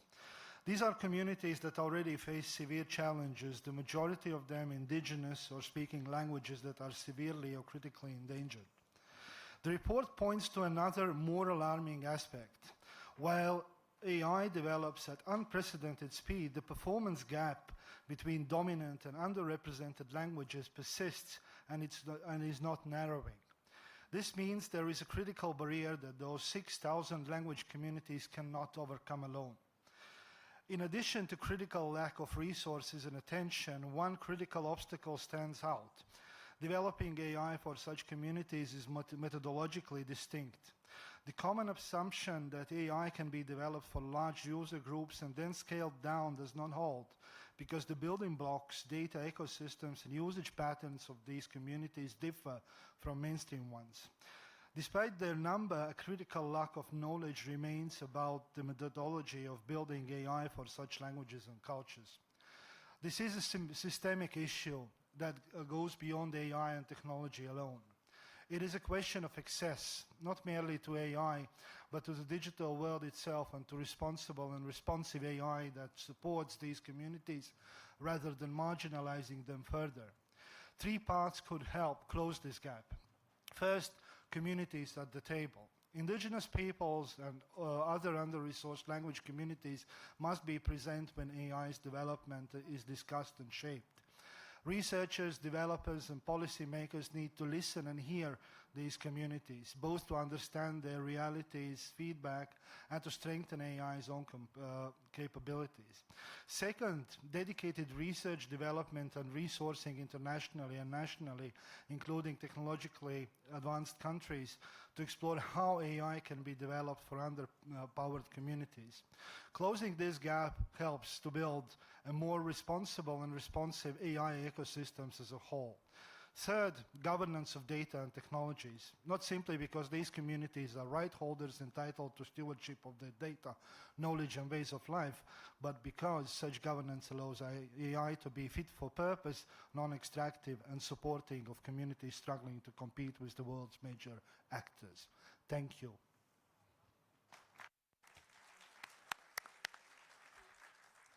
Thank you for reminding us of the relevance of indigenous communities and knowledge which is probably not codified in texts, books, big writings, but equally important, especially wisdom of those communities. And I think it's a reminder for all of us that this knowledge is critical for not only for them, but also for the humanity as a whole.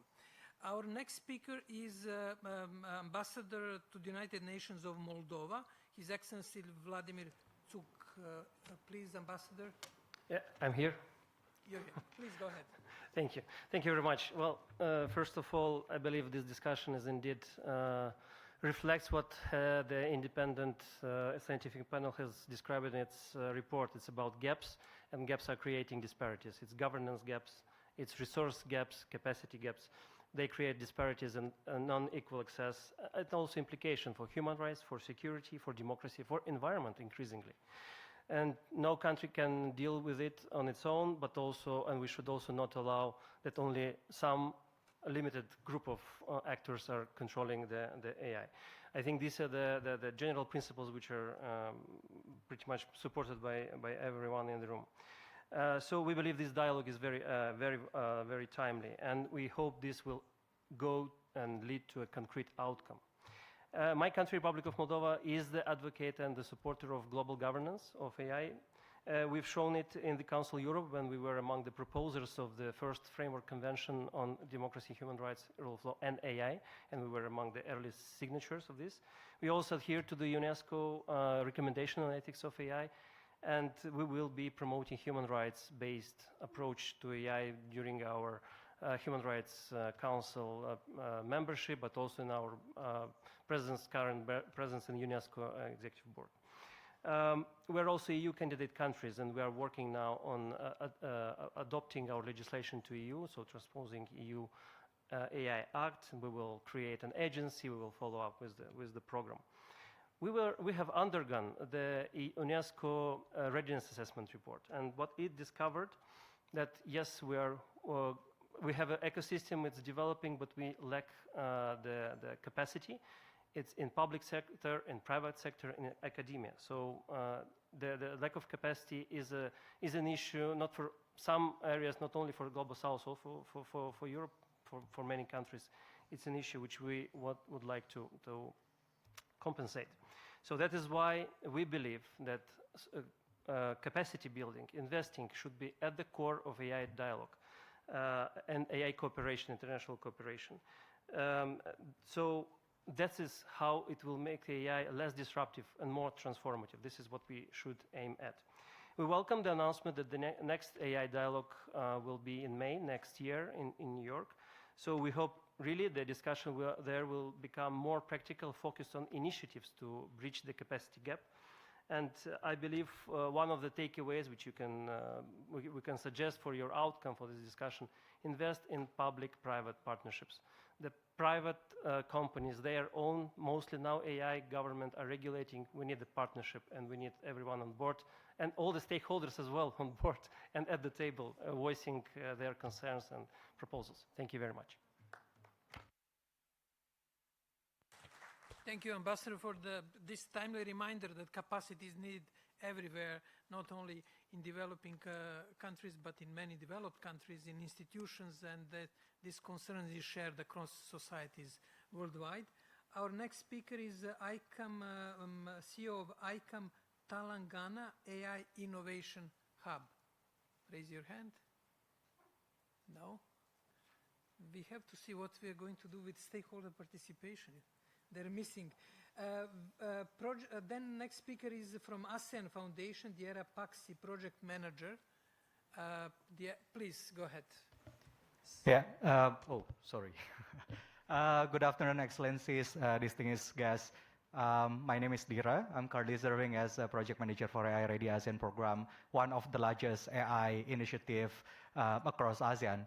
To date, we aim to empower around 5.5 million individuals, comprises of youth, parents, and also educators, through 6 key initiatives, such as awareness raising on AI, development of platform, training of trainers, policy roundtable discussion, and also development of the research and outlook. So I think my point is, today, we've seen that AI capacity building is not simply about increasing AI literacy. It's about building an ecosystem that enables government, educators, industry, academia, and communities.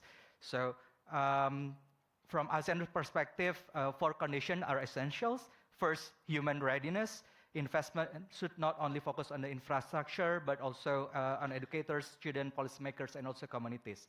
Second, local partnership. Local organizations understand cultural context for better than regional organization. That's why we are working with 23 civil society organizations across ASEAN. And third, government ownership. So capacity building becomes sustainable only when governments are involved from the beginning. So we have a policy roundtable discussion to combine the policymakers together with our local implementing partners to develop like a policy to ensure the sustainability of the program. So as of now, to date, we have empowered 8 million individuals across ASEAN. The numbers continue to grow through multi-stakeholder partnership. So I think based on our recommendation, we recognize human readiness as a core pillar of AI governance alongside innovation, safety, and regulations, while we need to also promote regional multi-stakeholder partnership that combine government, academia, industry, civil society to deliver locally relevant AI capacity building. This is the one that we have built so far. And lastly, invest in sustainable education ecosystem that strengthen not only the people, but also specifically to the teachers, students, institutions, policymakers, rather than focusing on the short-term AI training. So thank you so much, Excellency. So, yeah. Thank you so much. So we're going to have another 2 speakers before moving to the second panel. So from Her Excellency from Bangladesh, Nahida. Thank you, Chair. Excellencies, distinguished delegates. Bridging the AI divide is ultimately about bridging the development divide. If AI is to become a force for sustainable development, it must be accessible, inclusive, and governed in a manner that upholds human rights and places people at the center. The AI revolution should accelerate development, not deepen existing inequalities. It must empower all people, regardless of nationality, ethnicity, gender, age, or income. AI must benefit everyone through education, employment, entrepreneurship, and innovation. Bangladesh is investing in digital foundations to accelerate inclusive development. Government is taking initiatives to make mobile internet one of the most affordable in the world. Through more than 239 million mobile financial service accounts, we are expanding financial inclusion. Our digital public infrastructure is enabling innovation in health, agriculture, education, disaster response, and social protection. Yet, infrastructure alone is not the answer. Frontier AI requires enormous computing power and investment, while AI talent remains concentrated in a handful of technology hubs. Most AI models are trained on data, languages, and context from the global north, often producing biased outcomes. Distinguished delegates, allow me to propose a few actionable pathways. First, democratize access to AI. We should operationalize the proposed global fund on AI and establish concessional pathways for LDCs to access AI compute and frontier technologies. Second, invest in building lightweight, affordable, resource-efficient, open-source AI models trained in diverse languages, data, culture, and contexts of Global South to democratize technology and prevent digital exclusion. Third, invest in people and local innovation. We should establish local AI innovation hubs, strengthen AI skills, support startups in developing countries. Fourth, ensure meaningful representation of LDCs in global AI governance and standard-setting bodies. LDCs must become co-authors of global AI governance rather than recipients of decisions made elsewhere. Finally, for Bangladesh and many developing countries, implementing the aspirations of the Global Digital Compact is a key development imperative. With the pro-development and inclusive governance ecosystem, AI can augment human capabilities, create decent work, and raise productivity rather than replacing human judgment. Thank you. Thank you. Thank you so much. I really like this sentence when you're saying AI must be benefit for everyone. I really like these sentences. We cannot have AI without internet access. So our government should invest and ask people, especially for operators, to invest on the access, the universal access. Our next stakeholder is Xinhua Lao School, Wei Xingsheng. He's not here. The next one is the Smart City, Crystal Ann. Crystal is here. Yes. Thank you, co-chairs. Thank you, Your Excellencies. Most sessions frame AI and digital divides as a pipeline problem. More skilling, more training, and more capacity building. But we believe that that particular framing is incomplete. We at Smart City have trained over 400,000 Filipinos across 60-plus local government units in the Philippines. And I would say that the pipeline is rarely empty. What the pipeline thinking misses is what happens after the training. So what are the three gaps the pipeline training doesn't capture? Number one, absorption. We train people, but labor markets and procurement systems have no slot for them.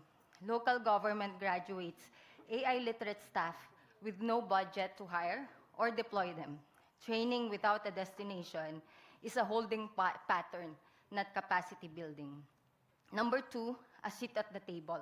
Communities that build AI literacy at scale are still absent from the rooms where standards, data sharing rules, and governance frameworks get written, which shows that using AI is not the same as shaping it.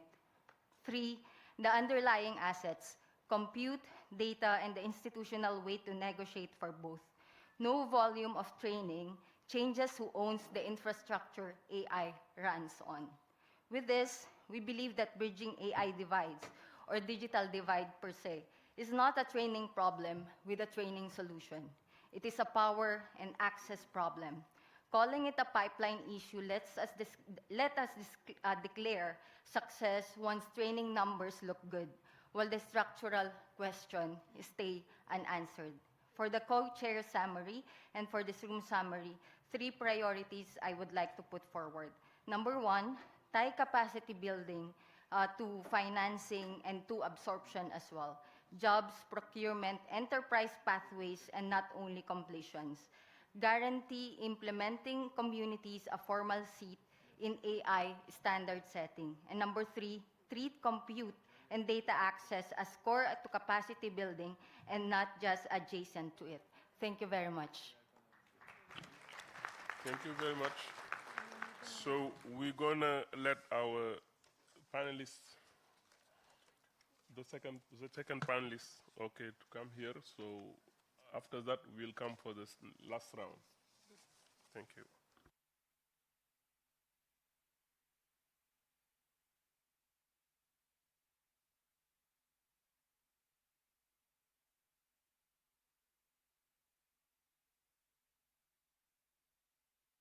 This round of excellent comments from the floor, interventions from the floor, and thank you to our co-chairs, His Excellency Mr. Diouf and Mr. Jovan Kurbaldia.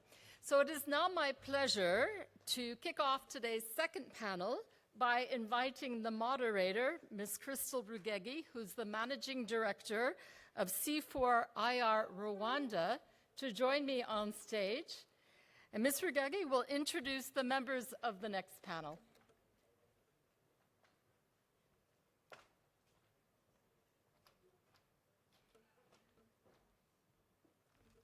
Thank you very much.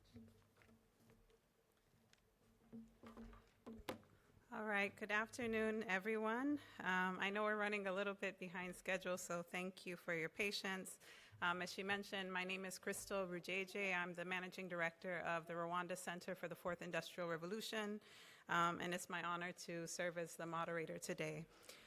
So as we heard earlier, you know, the first panel was really touching on mapping the barriers and really seeing what does it take to bridge the AI divides. And I think this afternoon in our panel, what we want to do is really touch on the solutions. What will it take to actually close those gaps? So that's what we'll be doing over the next 25 minutes. If you'll allow me to introduce my esteemed panelists, I hope they're all in the room. I'm looking for some of them. But starting with His Excellency Sid Ali Zouraki, Minister of Post and Telecommunications of Algeria. You're most welcome. Ambassador Eugenio Vargas Garcia, Brazil's Ambassador for Technology and Innovation. You're most welcome, Ambassador. Professor Vukosi Marivate, he's one of the members of the Independent International Scientific Panel on AI that we heard from this morning. Alessandra Sala, Senior Director at Shutterstock and Global President of Women in AI. You're most welcome. And lastly, but not least, Urvashi Aneja, Founder and Director of Digital Futures Lab. Please join me in welcoming them.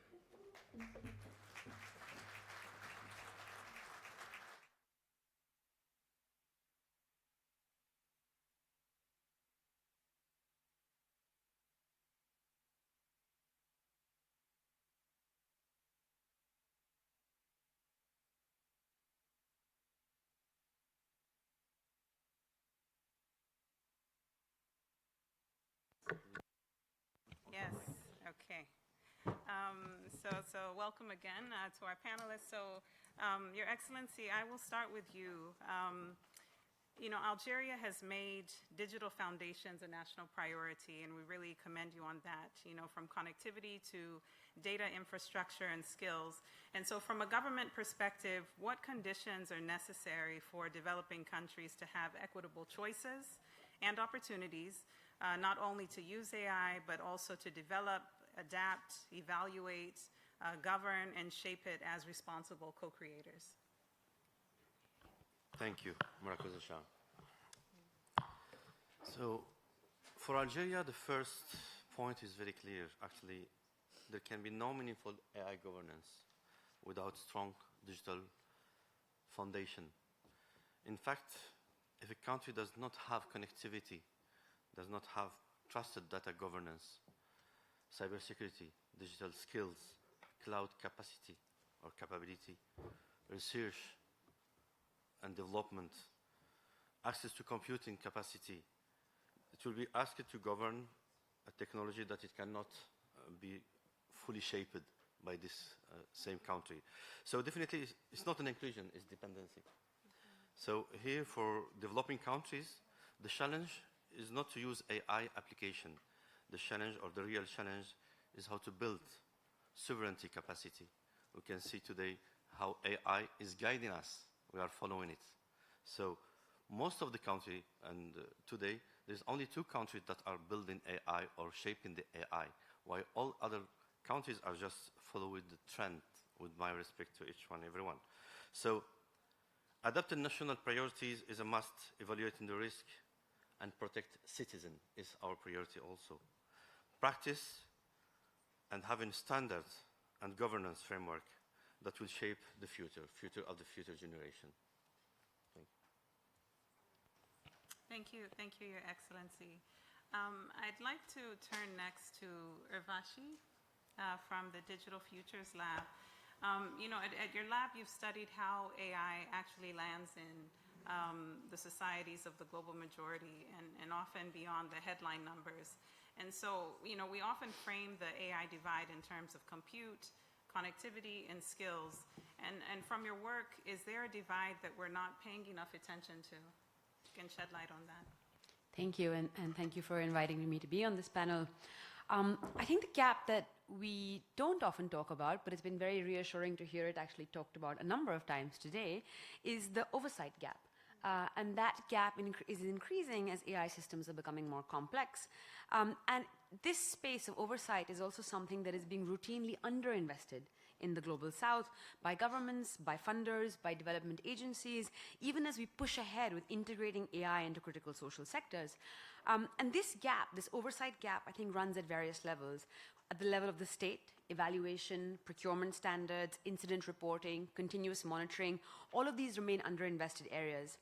The global south is seen as an area where we can use AI to leapfrog complex social economic development problems, but in the process we're also skipping over the crucial step needed to build the relevant institutions that can enable that oversight for all.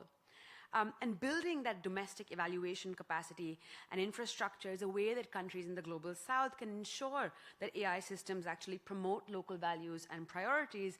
It's a key part of the AI stack, and it's a key way in which states can actually extend sovereignty, but that we don't talk about when we're talking about the digital divide as well as talking about AI sovereignty. And then I think that oversight gap extends to the societal level as well. Civil society and independent media. These are the checks and balances that make oversight real. And so where civil society can't flourish, we end up borrowing frameworks from the global north instead of building our own. And without independent resourced media, there's no one building the public literacy that accountability depends on. And I want to just end by saying that these divides on oversight actually compound the innovation divide. Because if we don't build that oversight mechanisms, if we don't build that evaluation infrastructure, we're actually harming people on the ground, and we're reducing public trust in AI systems and slowing down adoption. So the safety gap or the oversight gap is widening the innovation gap. And you know, oversight is not only about risk management, but it's also about the foundations for inclusive development. Thank you. Thank you, Urvashi. Professor Vukosi, my friend, you've actually been doing a lot of the work that she's been talking about, not just recently with the AI scientific panel, but I think a lot of the work that you've been doing for many years on the continent of Africa. And you've also been, you know, you spent a number of years building open, community-driven AI research for African languages in particular. And you know, as we look across you know, the African continent, we see that much of the heaviest lifting in AI capacity building has been done by grassroots organizations like yours. And so how can we better connect global majority countries with their local ecosystems to give those communities doing the heavy lifting a real seat at the table by bringing them together. Thanks, Crystal. And also, I'm very honored to be on this panel. In some ways, we can go back about 11 years in 2015, and on the African continent, there was brewing of a lot of people thinking about, hey, we see these kind of ongoing AI revolutions, and we also see what's also coming on the horizon. What are we doing? Are we getting ready? On one part is that you could sit and say, we're not building, and we're not going to build. But on the other is a number of young people started then saying, how do we then build ourselves, do the capacity building, build up capability? And that's where on one side in Nyeri in Kenya, you've got Data Science Africa starting in 2016, the beginnings of the ideas of the deep learning indaba. Now that... I just want to, if I can get you to hold your thought for 1 second. If you can help me in joining us to welcome His Excellency, the UN Secretary General, for honoring us with his presence for this panel. You're most welcome.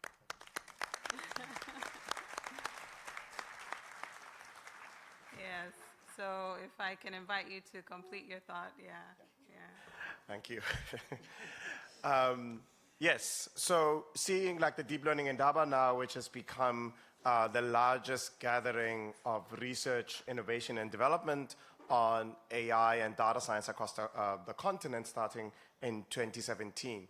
The thing I would suggest is on two sides. On one, for policymakers to engage with these communities. There's many of them, but they do work in tandem to try and create a space where if you have young people, remembering that Africa, half the population is 19 or younger, right? They're looking for what are going to be the skills of the future.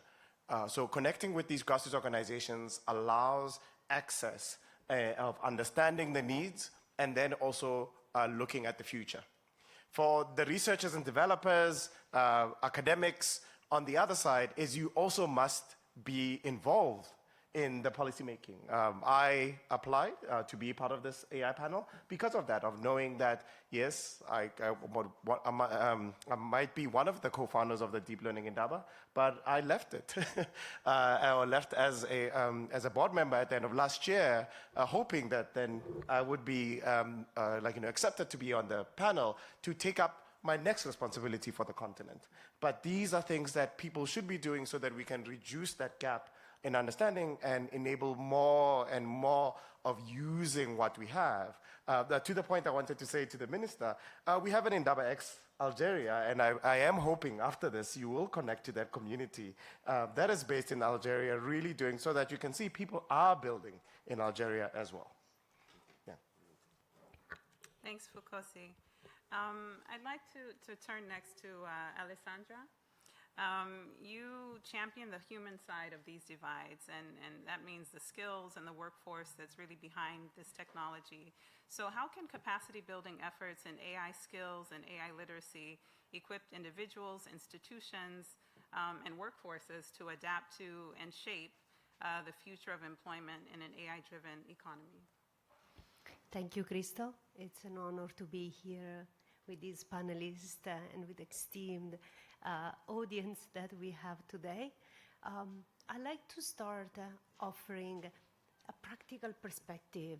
At Shutterstock, I'm leading the AI transformation, and one of the pillars is literacy among 8 others. At Women in AI, as presidents of Women in AI, we devote all our volunteering work to bring more women into skills, AI core skills, so that we can be at the table with the right background and with the right capabilities. And at Shutterstock, one thing that while developing this literacy program I have experienced during my office hour, they come to me and they say, Ale, can you help me to use Copilot and to save time, or any other AI agent? And I turn at them and say, do you want me to fire you too? And they look at me like this, say, no, today we'll do something different. will use the right tool that you need to solve your problems and will reinvent your workflow. So just to give you a very practical example, a person in sales comes to me, wanted to save time. I say, no, we will reach your customer with personalized offer. I will help you to reach out instead of 50 customers a day, 500 customers a day. So we go to scale together. And I'm enabling you to analyze your customer base so that you can reach those that are not writing to you, but those are in need of your support. So we move you from proactive work to from reactive work to proactive work. So at the end of the session, we haven't saved any time. We have just moved from a different way of working and doing your job. Why am I sharing this story? Because we should, as a leader in this room and in government, think that AI can be used to replace employees and save time, and just follow these stories and this narrative that we have today, or think critically and design the workforce that we want to achieve. Each of us as an employer has a purpose, and we can augment, empower, and strengthen that purpose, and therefore creating a society, creating a workforce that it works for all. Thank you, Alessandra. Ambassador, if I can turn to you. Brazil has championed AI cooperation through several multilateral fora. And from that experience, what does it take for international cooperation to give developing countries equitable choices and opportunities to use and adapt AI and shape it in their context so they're not just consumers but also co-creators? Mm-hmm. Thank you. Thank you for the invitation. I'm glad to be here. Yes, you mentioned actable choices, because I think we could perhaps think of digital sovereignty as something important to allow developing countries in particular to make sovereign choices about how they can invest, adopt, or have a more proactive role in AI development. Because I think it was said before that mastering the full AI stack is not for everyone. Maybe 2 countries in the world would perhaps be in a position to do so if this means complete self-sufficiency. And when we talk about digital sovereignty, it's not to be regarded as isolationism, that we're closing our borders or seeking to produce everything locally, but it's rather a continuous process of reducing dependencies. Some of them are structural dependencies, and we should gradually expand our political agency within the global digital ecosystem. And so this is a progressive increase in technological autonomy, and in a selective and incremental manner, because these countries should primarily focus on critical layers of infrastructure, and by doing so, strengthening their national capabilities through international cooperation. So that's key for your question. So that's the point. International cooperation is like a strategic shortcut to access global knowledge, infrastructure, and innovation networks. So this is key for digital sovereignty as well, because these countries will seek diversification of partners and suppliers.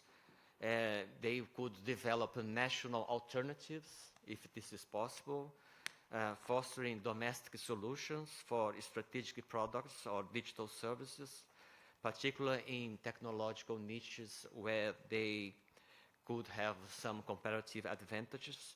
And some call this de-risking as well, because we're trying to reduce vulnerabilities in these countries. implementing measures to enhance their digital resilience. To conclude, I think also technology transfer is still important, but under favorable conditions, and developing countries should seek international partners and talking to them, negotiating on a case-by-case basis so that they can have a concrete trade-offs and then a win-win cooperation.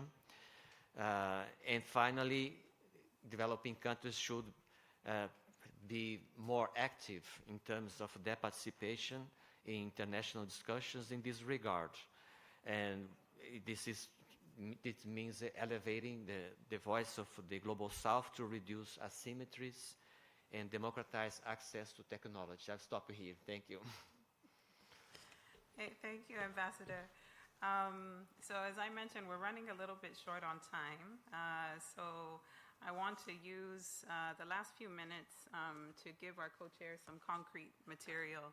They have to take this cluster and really distill all of the wonderful insights into 2 or 3 top priority actions. And so I want to give them some material to work with. So I'll pose this final question to all of you.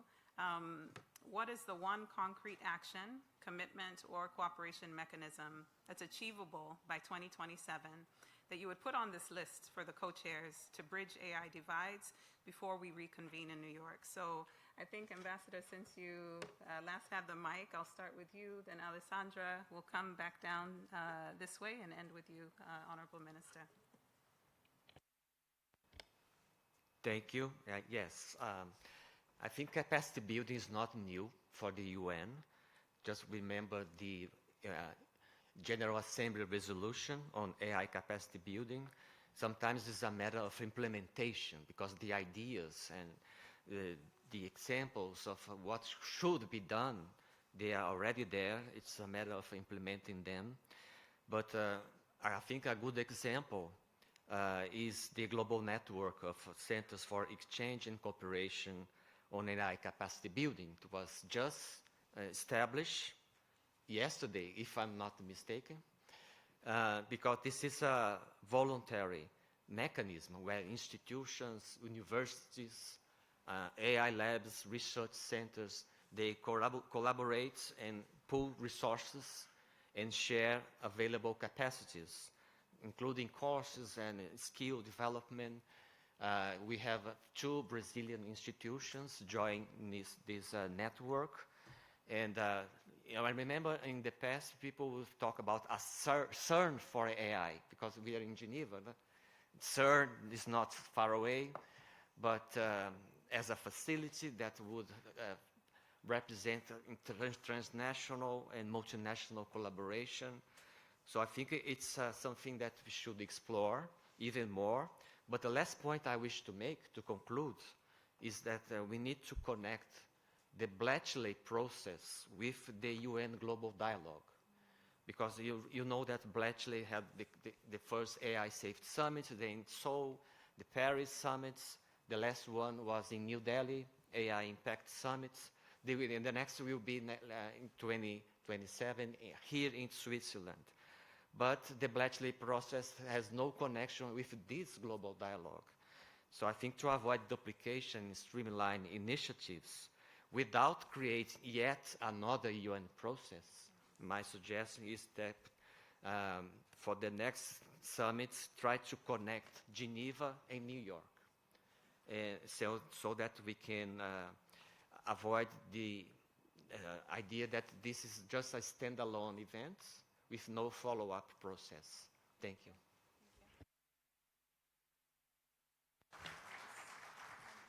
Yes, I'll keep it short.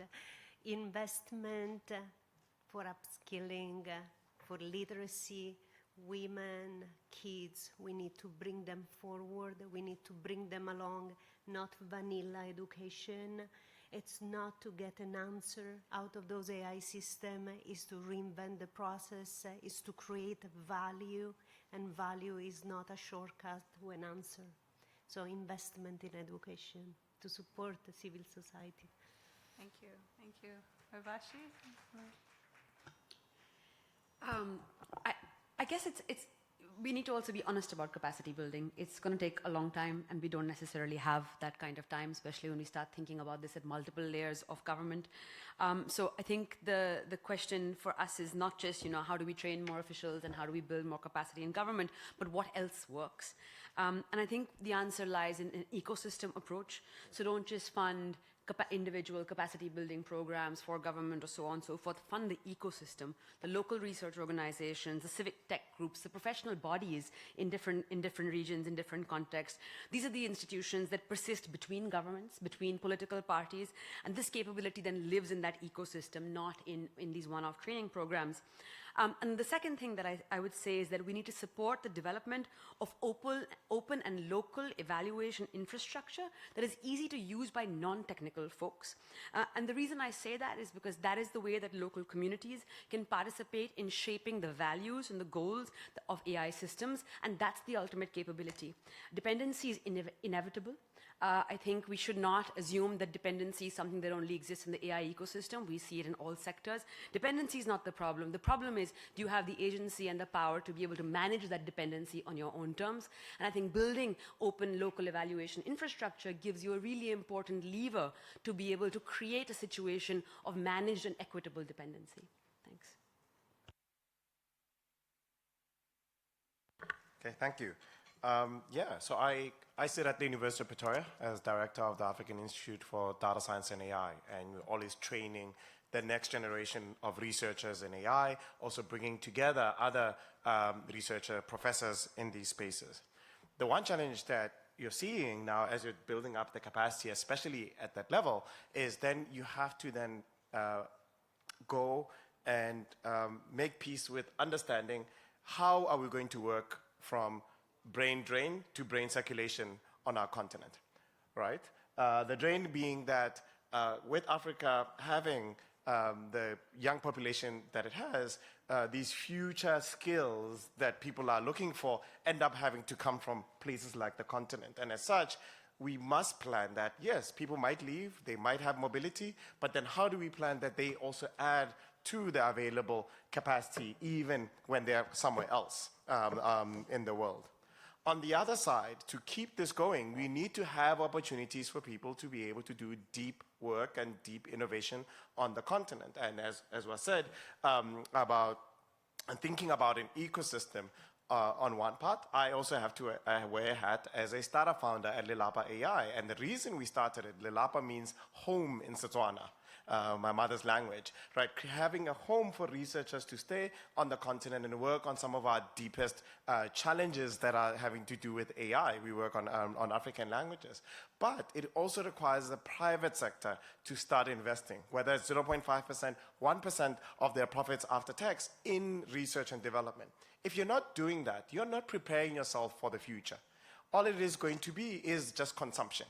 And then seeing that most of the benefits of new technology or innovation keeps on accruing, not in the global majority, but in very small hands. And to spread that, we need more activity locally, and then creating jobs locally, having vibrant ecosystem.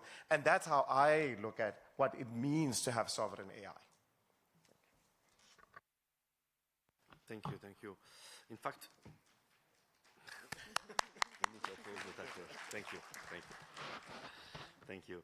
In fact, the key word here is sustainability, because many countries have, and here we are talking about also capacity building once again, because we've seen a lot of countries that have seen capacity building projects where they spend money and have seen like a report, train small group of people, and then having a report again, but it lasts just temporary. For AI, it's something completely different. It has to be sustainable. So we need to build cooperation mechanism and build institution, not dependency as we are today. So for this, we need to blend financing, public-private investment and partnership, and South-South cooperation.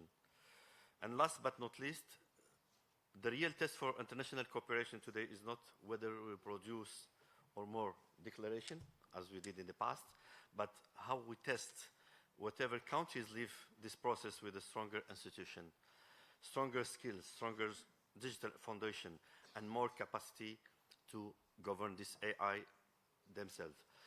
And last but not least, again, sorry, I would like to, I don't want to be remiss if I don't recognize the presence of His Excellency Mr. Antonio Guterres, UN Secretary General, and I take this opportunity to express our deepest gratitude and appreciation to him for all his effort in favor of humanity, including the subject that we are discussing today. And please accept President Abdelmajid Tebboune regards and full support to you here and to all the presence. Thank you.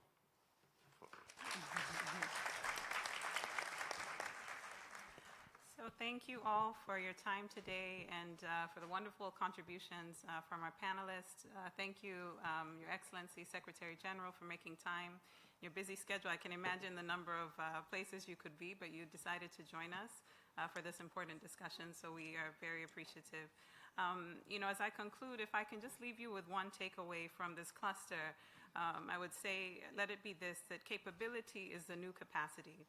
And not just building capacity to use AI, but really investing in governments and the local ecosystems from the grassroots organizations and really the entire ecosystem, so we can build it sustainably, but really give people agency and the power to shape it in their context. So please join me again in thanking our panelists and for your time today.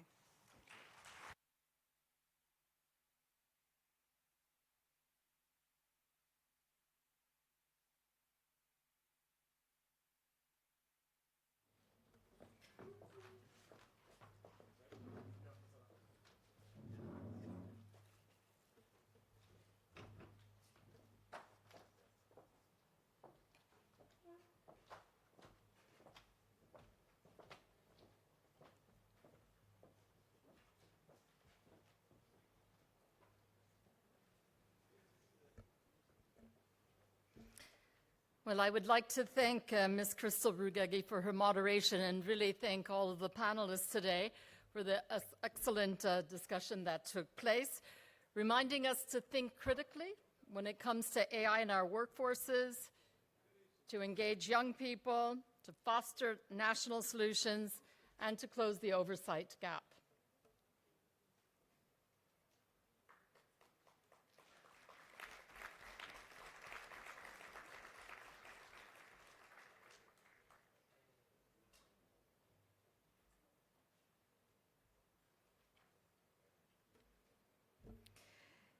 It is now my pleasure to again invite our co-chairs, His Excellency Mr. Samba Diouf and Mr. Jovan Kerbalia, to moderate a second round of interventions from the floor. So I invite you to please come again to the podium.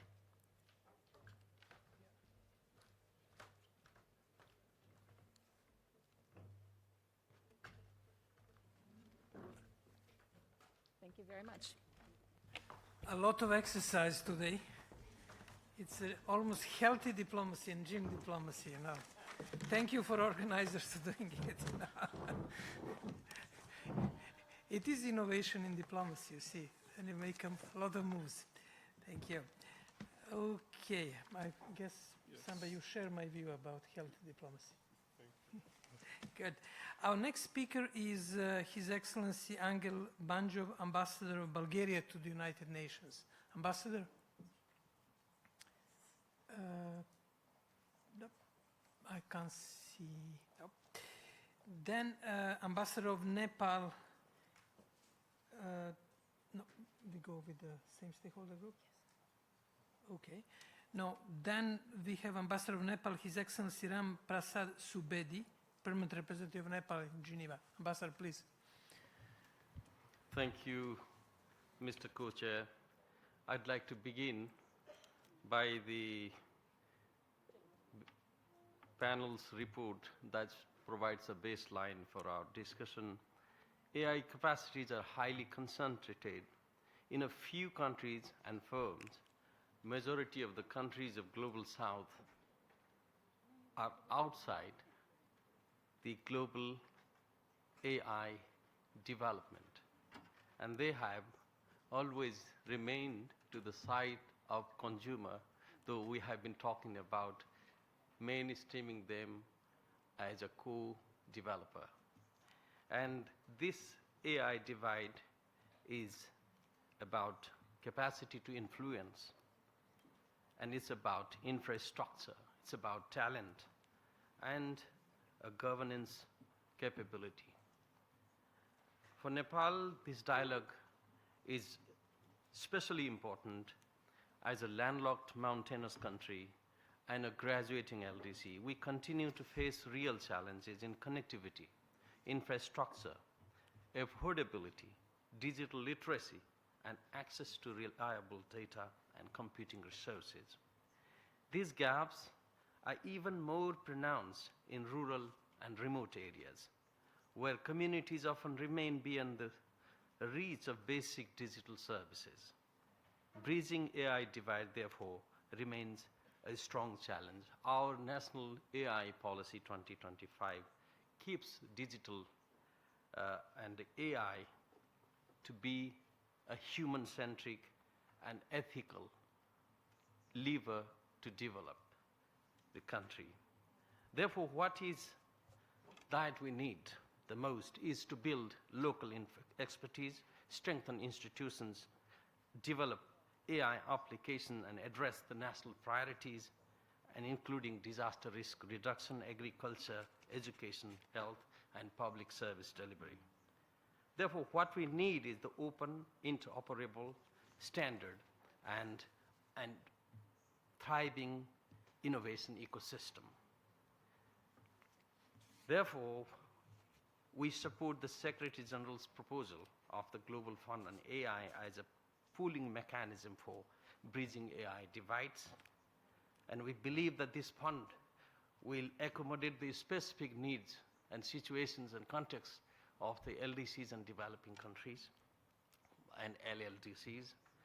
We have been discussing about the gap, discussing about investment and cooperation, and therefore, I leave you a questions, what can be the appropriate way to do it?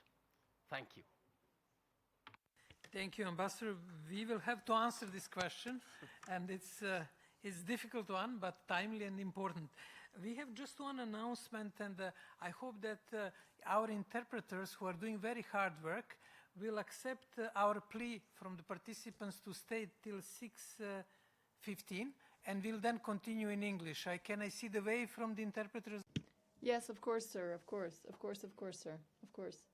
Therefore, 6:15, then we continue after 6:15 for 15 minutes in English. We have still a long list, and it's important that we hear all voices in this session.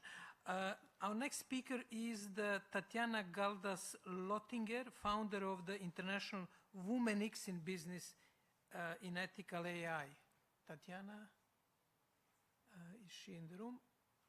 No, I cannot see her. And then the next speaker is the Executive Director of the UNITAR, United Nations Institute for Training and Research. Nope. Well, we may even finish faster. And then we will have from stakeholder list, let me see, stakeholder. Well, that's the ambassador of Botswana, no, I'm sorry, Minister of Communication and Innovation of Botswana, His Excellency David Tsere. Please, Minister. Yes, I'm here, Chair. Thank you very much for the opportunity. Well, I gave my speech earlier on talking specifically about how developing countries are left behind and how this dialogue should formulate ways on how to assist developing countries. And I hear the message coming out here saying developing countries should partner with other countries or organizations to basically figure it out.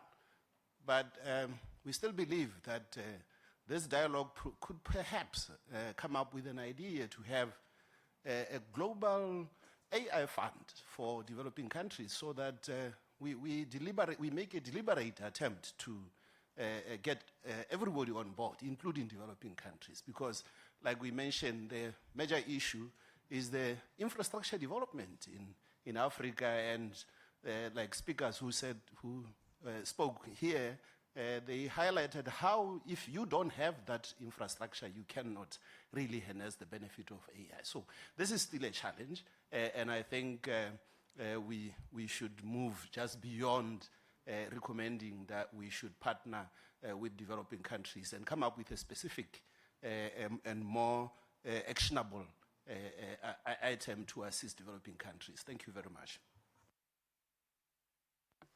Thank you. The next speaker is Her Excellency Sarah Maria from Philippines.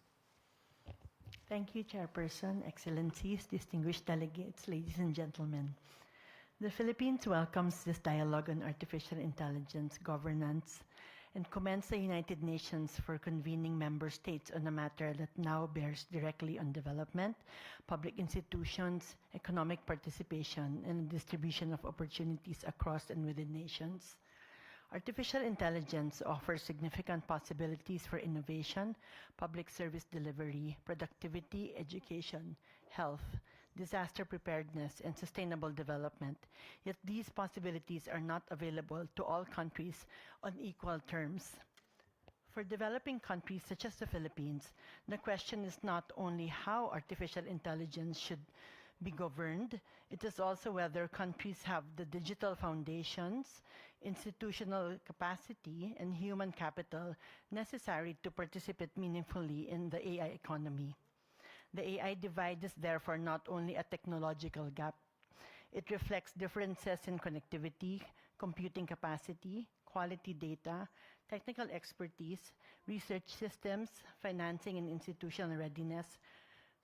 Countries with advanced digital infrastructure and mature innovation ecosystems are better positioned to benefit from AI. Countries still building these foundations face the risk of being placed further behind, not because of lack of ambition, but because of unequal starting conditions. The Philippines continues to advance its digital transformation agenda through efforts to expand connectivity, strengthen digital government systems, promote digital literacy, and prepare the workforce for a technology-driven economy. Human capital development is central to this work. Education systems, training institutions, public agencies, enterprises, and workers must be supported as technology changes the organization of work and the demand for skills. Digital literacy, technical training, workforce reskilling, upskilling, and lifelong learning must therefore form part of any serious strategy for bridging AI divides. These efforts must also reach beyond major urban centers. Women, youth, persons with disabilities, indigenous peoples, workers in transition, small enterprises, rural communities, and geographically isolated areas must be included in the design and implementation of capacity building programs. Inclusion cannot be limited to access. It must include ability to use, question, improve, and govern technology. The Philippines reaffirms its commitment to international cooperation in shaping safe, secure, trustworthy, and development-oriented artificial intelligence governance. Thank you very much for your time. Thank you. Thank you so much, Maria. The next speaker is from Peru, Diego Belevan. Gracias. Buenas tardes. Thank you, and good afternoon, distinguished colleagues, participants. In the current context, we consider that this cluster for us is of the utmost priority for dialogue. And allow me to explain why. There is a simple reason. Without real capacity, the principles that we might eventually agree upon simply cannot materialize. The problem for many countries is not the absence of shared values, but rather the impossibility of operationalizing them.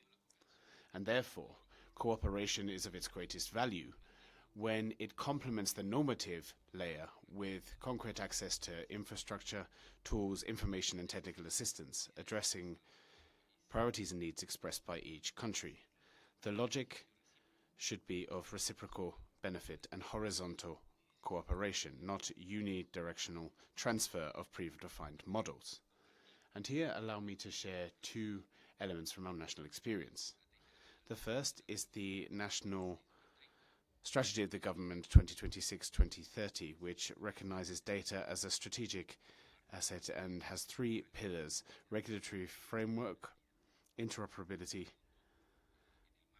and affordability. Then, in terms of our participation in the working group on governance and data, IT for Development of the United Nations, together with other countries from our region, our policies around data have been recognized as points of reference for the region. Open source, open models, and open AI could significantly contribute to bridging divides, provided that their adoption is accompanied with developing institutional capacity. This has been recognized. On the contrary, we risk transferring the gap from access to a gap for use. Finally, I'd like to highlight the importance of training in the public sector as a cross-cutting issue, mainly because of its multiplier effect. In many countries, state services that want to implement these systems lack the necessary tools and knowledge to implement them in their institutions. Addressing that gap is as urgent as addressing the infrastructure gap. Thank you. Thank you, Director Belevan. Our next speaker is Her Excellency Sina Lawson, Minister of Digital Economy and Transformation of Togo. Minister? No, she's not here. And after her, His Excellency Carlos Mendoza Alvarado, Secretary of Planning and Programming of the Presidency from Guatemala, please. Thank you. I will speak in Spanish. Moderators, distinguished delegates, Guatemala considers that closing gaps in AI is not a secondary issue. It is the very basic condition to ensure that these technologies can contribute to sustainable development and yield shared benefits. When we speak about AI, often we think firstly in models, algorithms, and technological capacities. But for countries like Guatemala, the starting point is different. Connectivity, data, digital infrastructure, institutional capacities, and human talent. There cannot be a true democratization of AI if digital divides continue to be reproduced and reflect economic, social, and territorial divides that already exist. Therefore, for Guatemala, the development of capacities is not limited to training specialists. It also involves strengthening the state, improving scientific research, improving digital literacy, and generating the conditions so that each country can develop, adapt, and use AI solutions according to their own needs and their own priorities. From the Planning Secretariat, we are deploying efforts in order to strengthen information systems for planning, monitoring, and evaluation of development. For us, data is not simply a technical input. It's a strategic asset for better public decision-making and for better orientation of state action. The update of our National Development Plan, Cartoon 2052, offers a concrete opportunity to incorporate digital transformation and AI into a national development agenda, which is territorial, inclusive, and sustainable in focus. Guatemala reiterates its commitment to international cooperation, the exchange of knowledge, and the development of capacities as pillars to build an ecosystem which is fairer and more inclusive in AI, because bridging divides today is the necessary condition to ensure that AI can expand opportunities tomorrow. Thank you.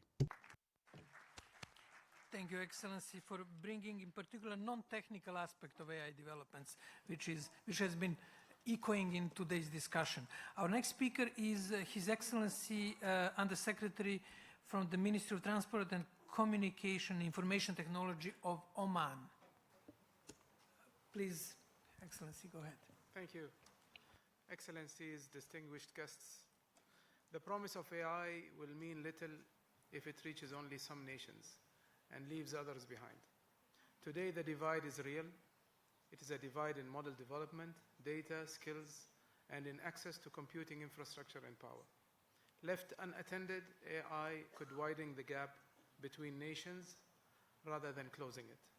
For Oman, through the National AI Program, the first foundation to bridge the divide is talent. No nation can benefit from a technology it cannot use or build.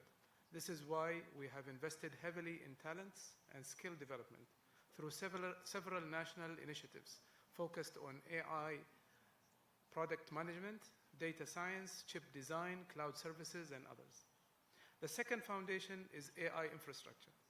Oman is developing a national digital triangle to develop interconnected multi-gigawatt digital hubs to host green AI and high-performance computing clusters.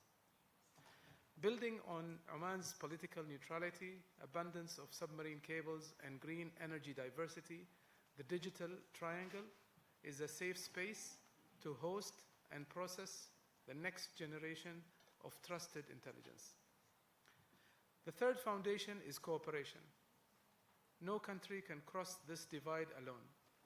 We emphasize on the importance of knowledge sharing and international collaboration so that every nation equally benefits from AI. Excellencies, Oman stands ready to play its role as a partner and as a bridge.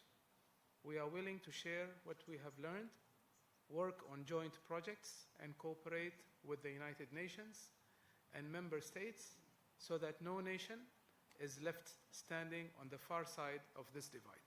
Thank you. Thank you. Thank you so much. The next speaker is from Pakistan, Minister of ICT.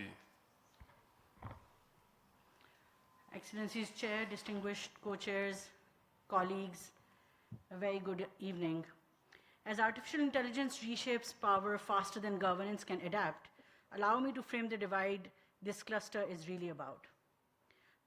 It is not a divide in access to tools. Rather, it is an asymmetry in the ability to shape the rules, the standards, and the foundational infrastructure of this technology.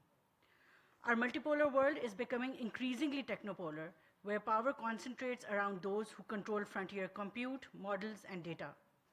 When you look at what is at stake of this asymmetry, it is not only a development concern, it is a question of global stability. If we do not take consequential decisions, the trajectory is clear. Two parallel AI ecosystems and a permanent two-tier order in which most of the world's nations are structurally locked into the role of rule takers. In the interest of global stability, therefore, I want to offer a shift in the frame. We should aspire to move towards a model of polycentric architecture of co-ownership. The lesson from other complex global challenges is that governance works not through a single institution in issuing solutions from the top, but through many overlapping initiatives orchestrated so that they reinforce rather than fragment. This dialogue and its scientific panel can be that orchestrator, a smart conveyor belt that turns scattered voluntary efforts and best practices into durable shared architecture. And the emerging economies must be at the center of the design table for open foundational capabilities, the models, the data sets, the compute access frameworks, the evaluation benchmarks, and the safety regimes. I call for an end to the you decide, we receive era. As co-architects of what we build together, we will build an inclusive architecture that respects our cultures, our singularities, and fully utilizes our strengths. This is why interoperability and strategic openness are non-negotiable. Open standards, open data, and open models are the fair strategic equalizer that lets nations leapfrog while preserving their sovereignty and their right to choose. Pakistan is already architecting this principle. We have set our own national AI direction and invested in building capabilities across our public sector, and we are ready to contribute our open source powered stack. We are addressing real-world use cases in key economic sectors, climate resilience, agriculture, and inclusive public service delivery and multilingual data. We have a willingness to experiment openly and govern responsibly in service of the global commons. So let this dialogue catalyze the concrete mechanisms of co-ownership with a shared future co-created with emerging economies. Frontier economies are the drivers of the world economic growth. We will also be architects of its AI foundations that bring prosperity to all. I thank you. Thank you so much. The next speaker is from Namibia, the Minister of ICT, Ima. Thank you so much, Chair, distinguished guests, ladies and gentlemen. Namibia welcomes this global dialogue on AI, and like many other global South countries, Namibia is preparing its national AI governance framework, taking into consideration the following: human-centered governance, targeted public sector innovation, public-private and global collaboration, equitable infrastructure, and the globally accepted interoperable rules and shared standards. Yet these areas mean nothing if we don't address the following now rather than later. First, financing and investment, unlocking the financing to strengthen digital infrastructure in developing states. We heard earlier from UNCTAD that only this financial year alone, 800 billion spending for AI will definitely not go towards developing countries. Secondly, high technical skills, academia, especially twinning agreements between universities in the global north and global south to train as many young people across the global south as possible to add to the capacity in that area. And third, access includes lean models, open standards, and greater accountability geared towards megatech companies, especially where methods of technologically facilitated gender-based violence is concerned. Ladies and gentlemen, just as electricity evolved from a dangerous, mysterious force into a universal background utility that powers everything from healthcare to agriculture, AI must be shaped to elevate human potential rather than replace our core judgment. AI should perform the mundane tasks in order to free up human capacity to innovate, practice empathy, and unleash our creativity. That is the real test for capacity building for AI. Finally, Namibia welcomes the second global dialogue set for May 2027 in New York, because global cooperation is strengthened through continued dialogue. Thank you very much. Thank you, Minister, for highlighting again empathy and other aspects of digital development. I can see that we are getting more and more human inputs and less algorithm and technology, which is an interesting echoing tone of discussion. Our next speaker is His Excellency Minister of Digital Transformation of Ivory Coast. Let's see if Minister could raise his hand. No. And next is His Excellency Permanent Representative of China to the United Nations. Ambassador, please. 共同主席，当前人工智能正深刻重塑各国发展。 Thank you very much. Co-chairs, currently AI is profoundly reshaping the development landscape of countries and the global governance architecture. We should take universal benefit and inclusiveness as our starting point, to uphold the role of the United Nations as the main channel and focus on capacity building to shape an inclusive, open, sustainable, just, secure, and reliable digital intelligence future. China has the following suggestions. Firstly, uphold equitable development and bridge the digital and AI divides. We must abandon the mindset of technological hegemony and barriers and endeavor to narrow the development gap amongst countries, regions, and groups. We should create an open, fair, and non-discriminatory environment for AI development, continuously improving its inclusiveness and accessibility. Digital sovereignty means that countries have the right to independently choose AI products without being coerced into taking sides. Second, we should promote innovative development while guarding the red line of security. We should uphold the spirit of openness and sharing, promote the continuous emergence of innovative achievements, and the accelerated expansion of application scenarios, thereby enhancing the level of AI innovation and development globally. Meanwhile, we should ensure both development and security, maintaining the steady and long-term development of AI with solid security safeguards. Thirdly, we should strengthen integrated development and improve global governance. We should accelerate the construction of digital infrastructure and improve the layout of globally interoperable AI and digital infrastructure. Countries should proactively strengthen policy and regulatory coordination, oppose drawing ideological lines, and develop global AI governance frameworks, norms, and standards based on broad consensus. China has consistently been an advocate, promoter, and a pioneer in AI capacity building. China proposed the Global AI Governance Initiative and the AI Capacity Building Action Plan for Good and for All, which facilitated the adoption of the world's first UN General Assembly resolution focusing on AI capacity building, jointly initiated with the Group of Friends for the International Cooperation on AI Capacity Building, which was launched with Zambia, and successfully held workshops on AI capacity building on the subject, taking concrete actions to help countries share the benefits of AI. Now, from July 17th to 20th, China will host the 2026 World Artificial Intelligence Conference and a high-level meeting on global AI governance in Shanghai. We look forward to the active participation of all parties, deepening exchanges and cooperation, and creating a better future together. Thank you very much. Thank you, Ambassador, for also announcement of this important event in Shanghai later on during the month of July. And we have our next speaker is His Excellency Darhan Zazubkai, Chairman of the Agency of Civil Service Affairs of Kazakhstan. Thank you. Dear colleagues, today global discussion on AI focuses mainly on two dimensions: how to advance innovation and how to mitigate risks. But there is an important point. Is the state ready to govern effectively in the age of AI? You believe that public trust in AI does not begin with algorithms.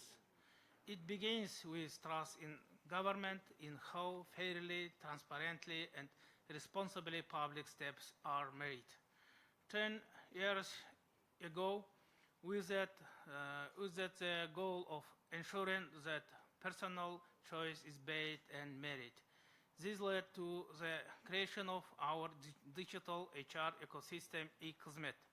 Today, eCosmet serves more than 80,000 civil servants, supports over 400 digital HR processes, and is integrated with more than 100 government information systems.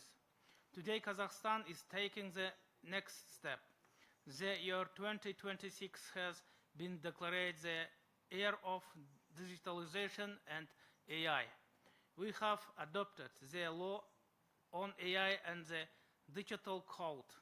Our agency is employing AI to assess HR data and moving to predictive planning and the AI audit of government functions. Same time, our position remains clear. AI may assist but never replace human responsibility. Our approach to AI in the public sector is guided by three fundamental principles: transparency, human oversight, and responsibility. Dear colleagues, Kazakhstan built its digital foundations step by step. That is why our experiences is now attracting international interest. The eCosmet project has been published on the OECD OPSI platform as innovative public governance practice. The point is not whether AI can transform the state. The point is what values the state embeds in the use of these technologies. Kazakhstan has chosen a way based on transparency and fair opportunity. And we're ready to share our experiences. Thank you for your attention. Thank you. Thank you, Dahan. Our next speaker is Her Excellency Jessica Hunter from Australia. Thank you, co-chairs and distinguished delegates. Capacity building is at the heart of Australia's approach to strengthening global connectivity. We're committed to supporting partners with the skills, tools and systems needed to connect communities and enable inclusive digital development. We see capacity building initiatives as essential to building the means and the mechanisms to ensure that the development and deployment of AI is not only widely accessible, but also adopted in a trusted manner that respects human rights and delivers benefits equitably. However, there is no one-size-fits-all solution. AI capacity building must be underpinned by a comprehensive understanding of the unique challenges and opportunities in adopting AI across the AI lifecycle, including governance, skills, and digital infrastructure. Australia is supporting AI capacity building programs across the Pacific and Southeast Asia through a focus on skills, governance, and infrastructure. In the Pacific, our efforts focus on strengthening foundational digital capabilities through initiatives such as the Australia Pacific Digital Economy Program. This sits alongside partnerships with governments to build public sector capacity and apply emerging technologies in other areas, such as disaster preparedness, climate monitoring, and service delivery. It is further underpinned by investments in connectivity. In Southeast Asia, Australia works with governments, industry, and academia to advance inclusive digital transformation, including workforce training in AI-related fields, sharing best practices on AI governance, and supporting innovation through collaboration with startups and research institutions. We are also engaged regional organisations such as ASEAN to promote standards alignment and interoperability. Across all of our engagement, Australia is guided by the principles of inclusivity, trust, and safety. Australia is committed to ensuring that AI systems are human rights respecting, safe and secure, and deliver benefits across all segments of society, including to women, children, and linguistically diverse communities.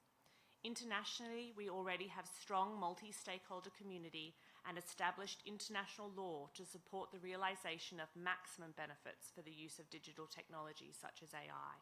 It is up to us here in this room to ensure that these benefits are available to all. The need to work together is clear.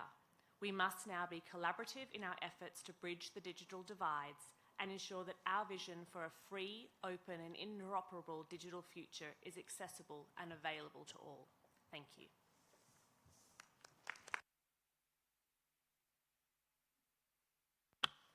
Thank you so much. Next is Her Excellency Larissa from Belarus. Larissa is not around. The next is Her Excellency Hoda Baka from Egypt.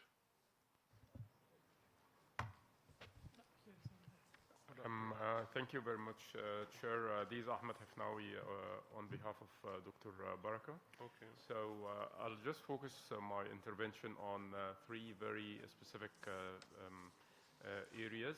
Number one, equitable participation, which will not be achieved by closing gaps one at a time. Infrastructure, then skills, then institutions.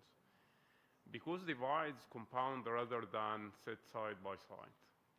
Our view is that international cooperation should be structured around sequenced, connected packages.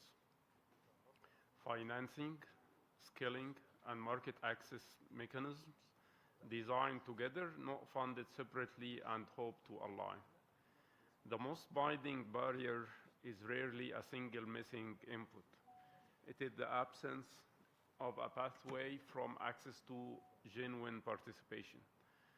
Training that does not lead anywhere is not capacity.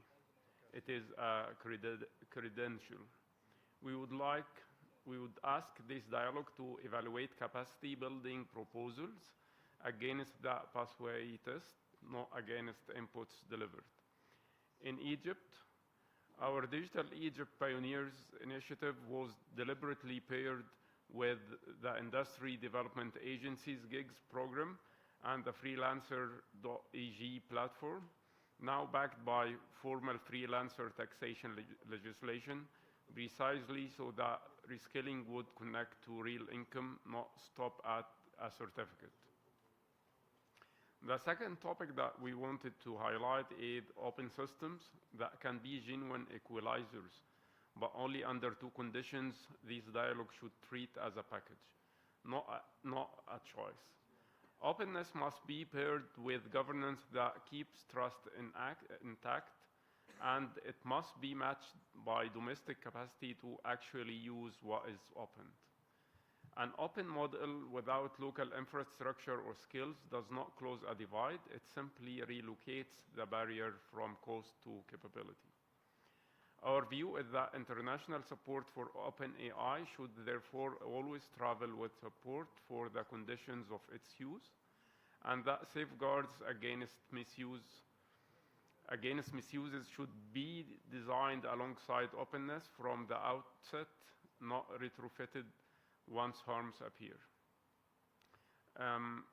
In Egypt, we open sourced Karnak, which is a national Arabic large language model, while governing its downstream uses: a legal assistant, a language tutor, healthcare tools, under our national guidelines for trustworthy and responsible AI, so openness and safeguards.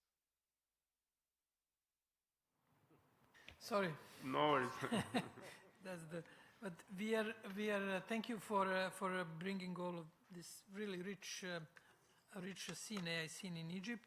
And we have our last speaker on the list, His Excellency Permanent Representative of Ethiopia.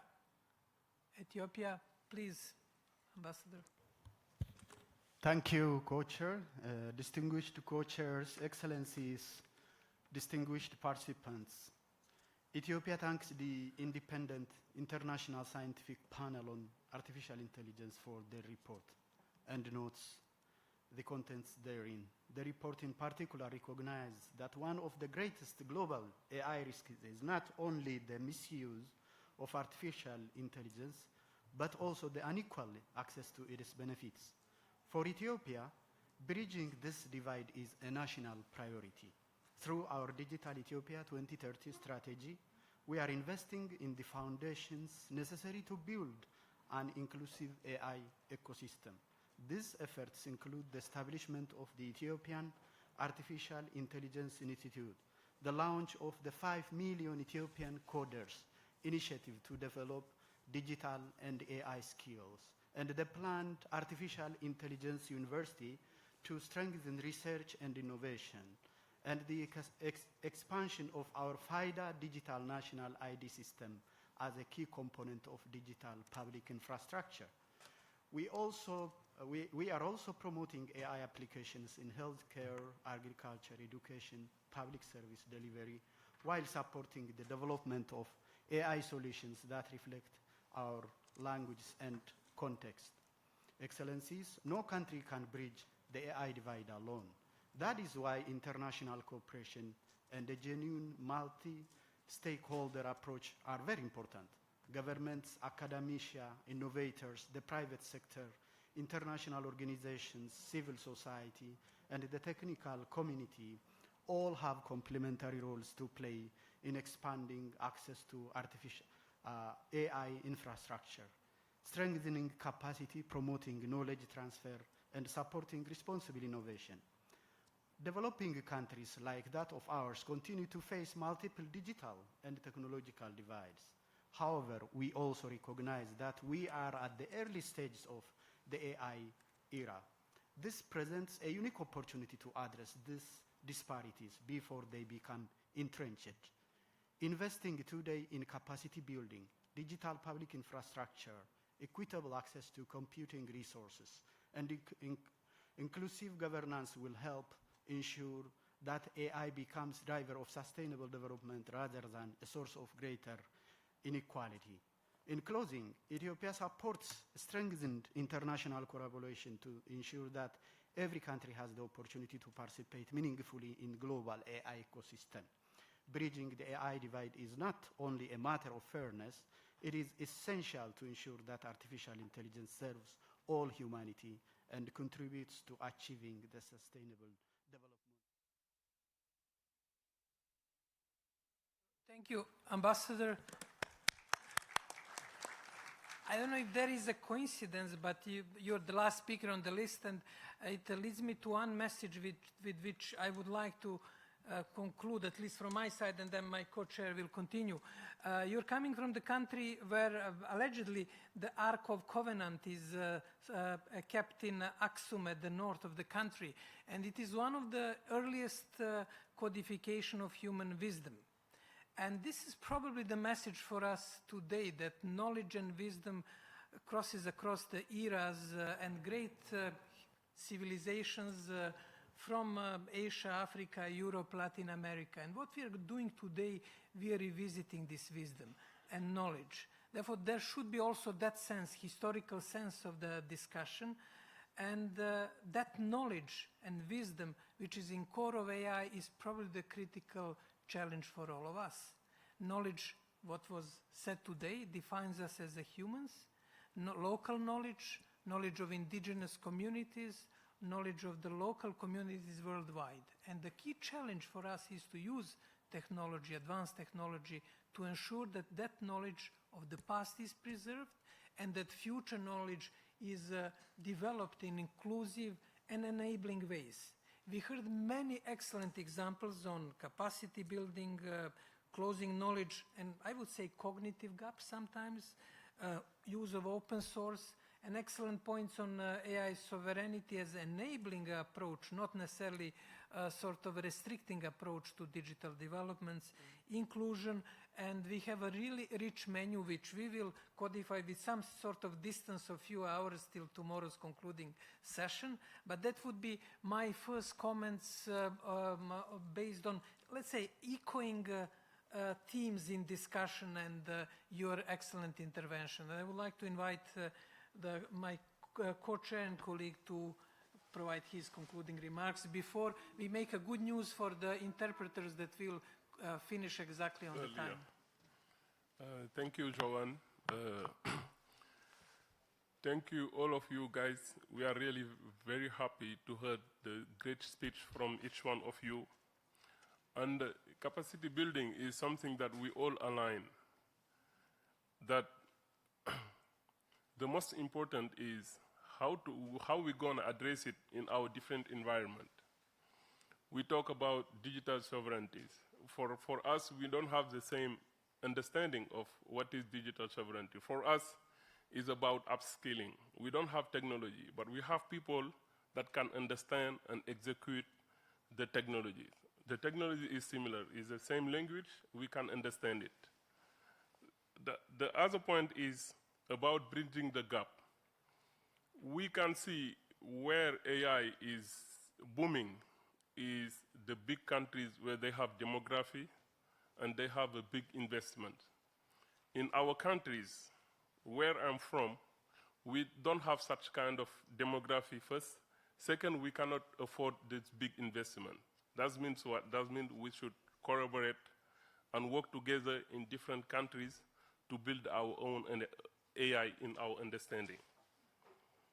The other one is what I call just now the regional strategy. As a small countries, we cannot build our own AI. So we should work together with different countries in order to build a regional strategy for the data governance. I don't go to the technical aspect where there is strength about our LLM model, how to strengthen it, how to improve it.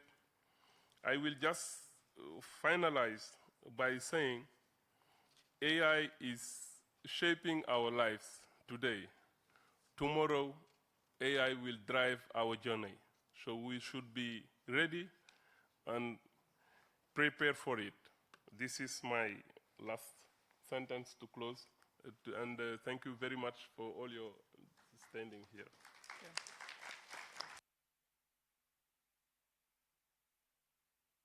today's session by thanking our distinguished co-chairs, Mr. Samba Diouf and Mr.